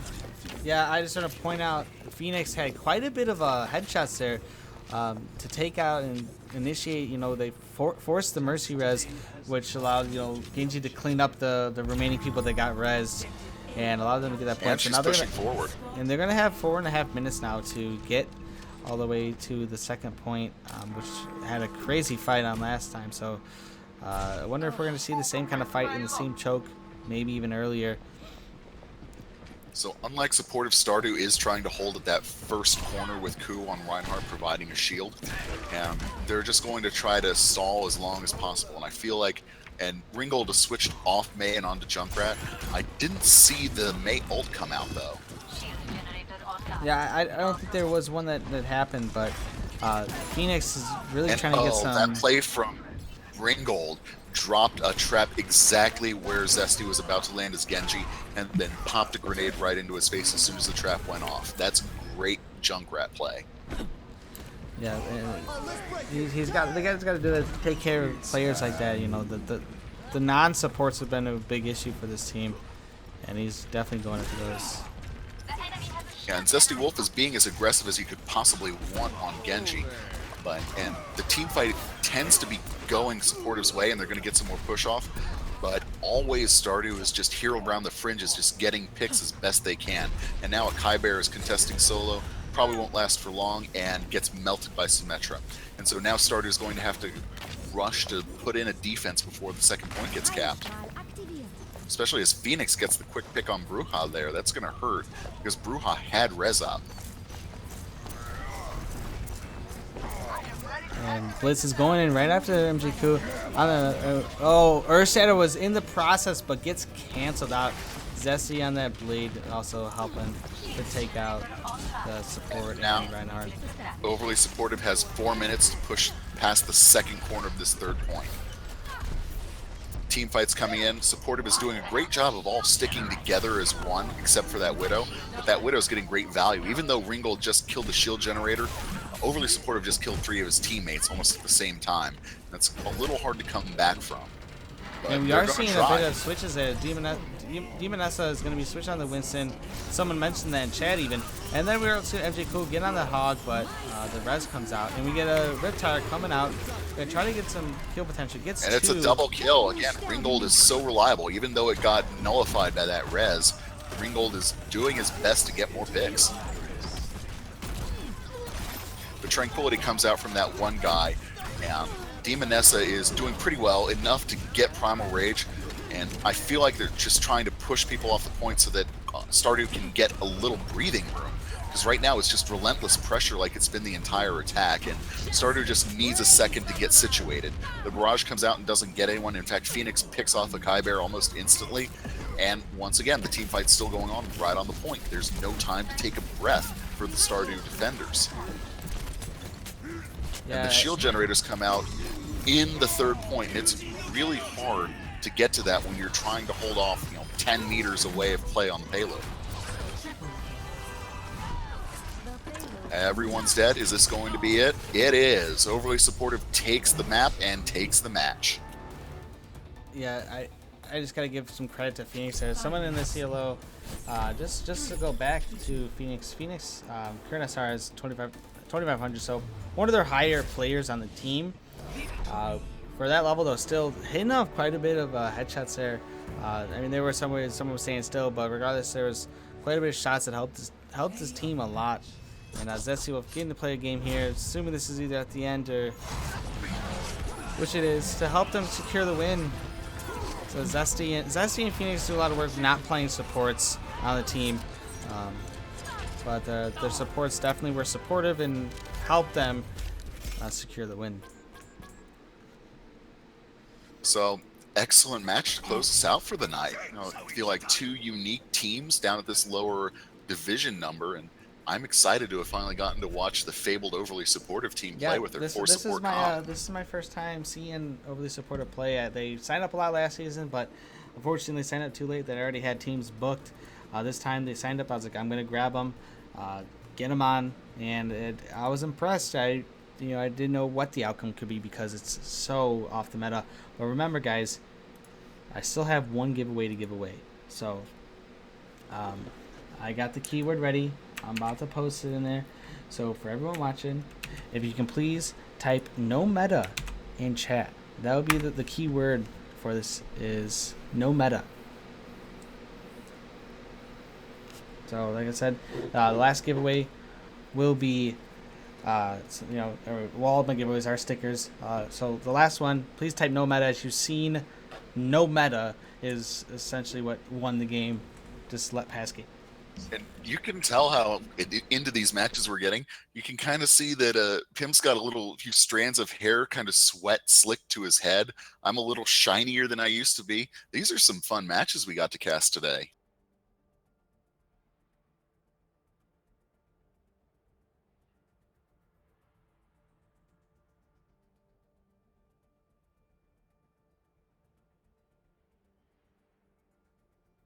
Your mic cut out again there, man. Oh no, I had it on mute that time. Okay. Oh, okay. Okay. So I was gonna say, yeah, congratulations to our teams today. Overly Supportive, Cloud Riders, and Meat Masters. Am I correct? Right? Won the first match. Yes, Overly Supportive versus Rather Be on Stardew. The first game of the night was Meat Masters won, though, right? Yes. Yes. So Meat Masters won. So good series from the teams. Got to give it up to that Cloud Riders loaded esports game was really competitive. Division 2 team. It's something that you expect to see Division 2 players, and you can obviously see the difference between these teams. And yeah, there was no sound because just to reply to people, I had my mic muted that time. It wasn't me being forehead. Okay, I'm not forehead. Yeah, I'm left guy. Okay, it breaks my heart that it's left guy. it breaks my heart that Cloud Riders and Loaded Esports, one of them had to lose, because that was the kind of game you just want them to fight forever. Yeah, and just while we're waiting here for people to do the giveaway, which, by the way, type no meta into the giveaway. Just to remind everyone to follow us here on Twitch and on Twitter at OW University so you can get updated when we stream next. We stream every Saturday, 3 p.m. BST for our EU games and 6 p.m. CDT for our North American games. So please stop by. And also, if you want to watch more from Overwatch University, you can go to our Discord, and there'll be people posting their requested caster channel, or sometimes posting in general when they're casting games to get practice. Because as we stated before, Overwatch University League is dedicated to helping players, casters, and coaches get better at what they enjoy doing. So, if any of those avenues interest you, please hop on and give the league some support. We have about 1,500 players this season, 22 divisions in North America, 7 in EU, with about 8 teams per division. So we had, at Sinos we had about 1,500 people, and there's more in the Discord, and people are around to do scrimmages, do pugs. We will be going to try to start launching our events again soon. We stopped doing our events. We had them last season, one during the middle of the week, Tuesday, Wednesday, or Thursday. So we're going to try to bring those back, and hopefully we'll have some coming for the Overwatch anniversary. Stay tuned. We'll be doing a last call now for the giveaway for people to type no meta. And again, if you're a team in the Overwatch University League, sign up to be on this official stream. It's fun times. Yep, you can go on the Discord, go to the information tab or updates, and we have the link so you can get your team on there. We really love to have teams every time. I know that sometimes in our EU side it's harder for us to get games, but always, regardless. And shoot, even if your team's NA and you can make it to an EU game, maybe if your team wants to play in the morning. I'm not sure many people want to play at 9 a.m. Central Time in the morning, but you can do that. And say we did need some games. Just a reminder, people, we are giving away some stickers, Overwatch University stickers. So with that, please subscribe to our Reddit, reddit.com/r/Overwatch University. That's the founding of this league, and pretty much everything behind this. Why we're all here is because of that Reddit and for improvement. So I will be doing the giveaway. Make sure that people who won are not in it right now. As I stated before. Oh, and I messed up. I need to have everyone retype because I didn't. Of course, I typed it in chat, but I didn't type it in the application. So, retype, please. That was my forehead moment. Sorry, guys. But I'll leave it open for quite a bit longer than before. Sorry about that. But yeah, if you want these fancy stickers, please type no meta. And maybe you'll win. I got quite a bit of these, so you're going to see them, at least in the NA streams. I'll be trying to get them on all the NA streams, and maybe eventually we'll get them on the EU side, so we'll have more options. I do have another giveaway that I'm going to do. I'm not sure if I'm going to do it for 1,000 followers, or if I'm going to do it during the playoffs, but I do have a pretty nice giveaway, I'd say. I don't know if I'll spoil it now, but I do have something to give away. We got to have a good halftime show for the grand finals, man. Oh, yeah. So, well, that's I definitely want to do something like that. If not, maybe I'll just get a giveaway for that, but I do have something that I want to give away that's could help someone. Maybe they need it for their setup, but it's decent amount. It's free. I mean, no one gave it to us. It's something that I had extra that I got for a gift that I don't really need. So do have another giveaway. Please type no matter for giveaway.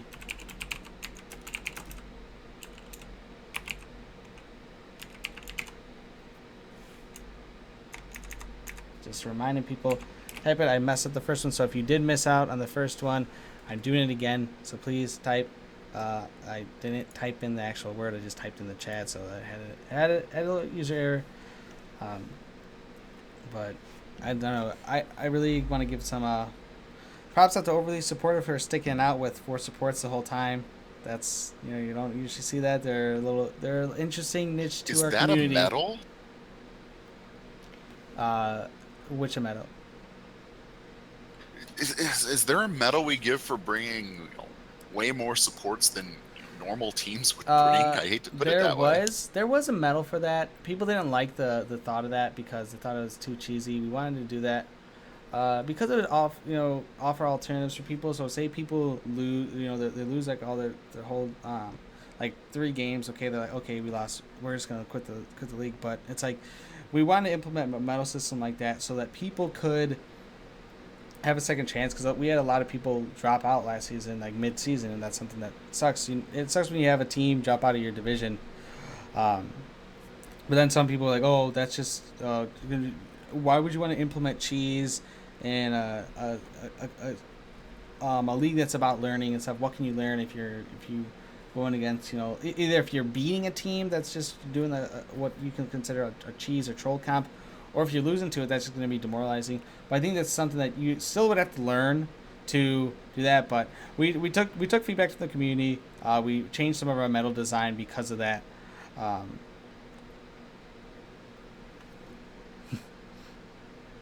But so we got rid of that medal. So I had one for that where you'd run with 5 supports. I think I had one where you'd run with no DPS. Just little ones like that. I didn't want to have them all like that. We were only like, if we were to do that, it'd only be like 1 per season or something. That's why we have like the medal. It's turret, not turret, because it's not technically cheese. It's actually people run that composition because it's like it's a big hold comp. But I will be calling out the winners now since it's been a little bit of time. So let's see who we get. And congrats, Leroy Spinkins. Message me on the Discord so that way I can get this sent to you. Thank you all for watching, and yeah, if you want to, remember, follow us here on Twitch, follow us on Twitter, OW University. Go to the website, owuniversity.com, and just come hang out, play, and have fun. Your mic's messed up. Thank you all for watching. It's because I forgot to push the talk button. It's been 4 hours, man. Yeah, I get it. Have a great night, everyone.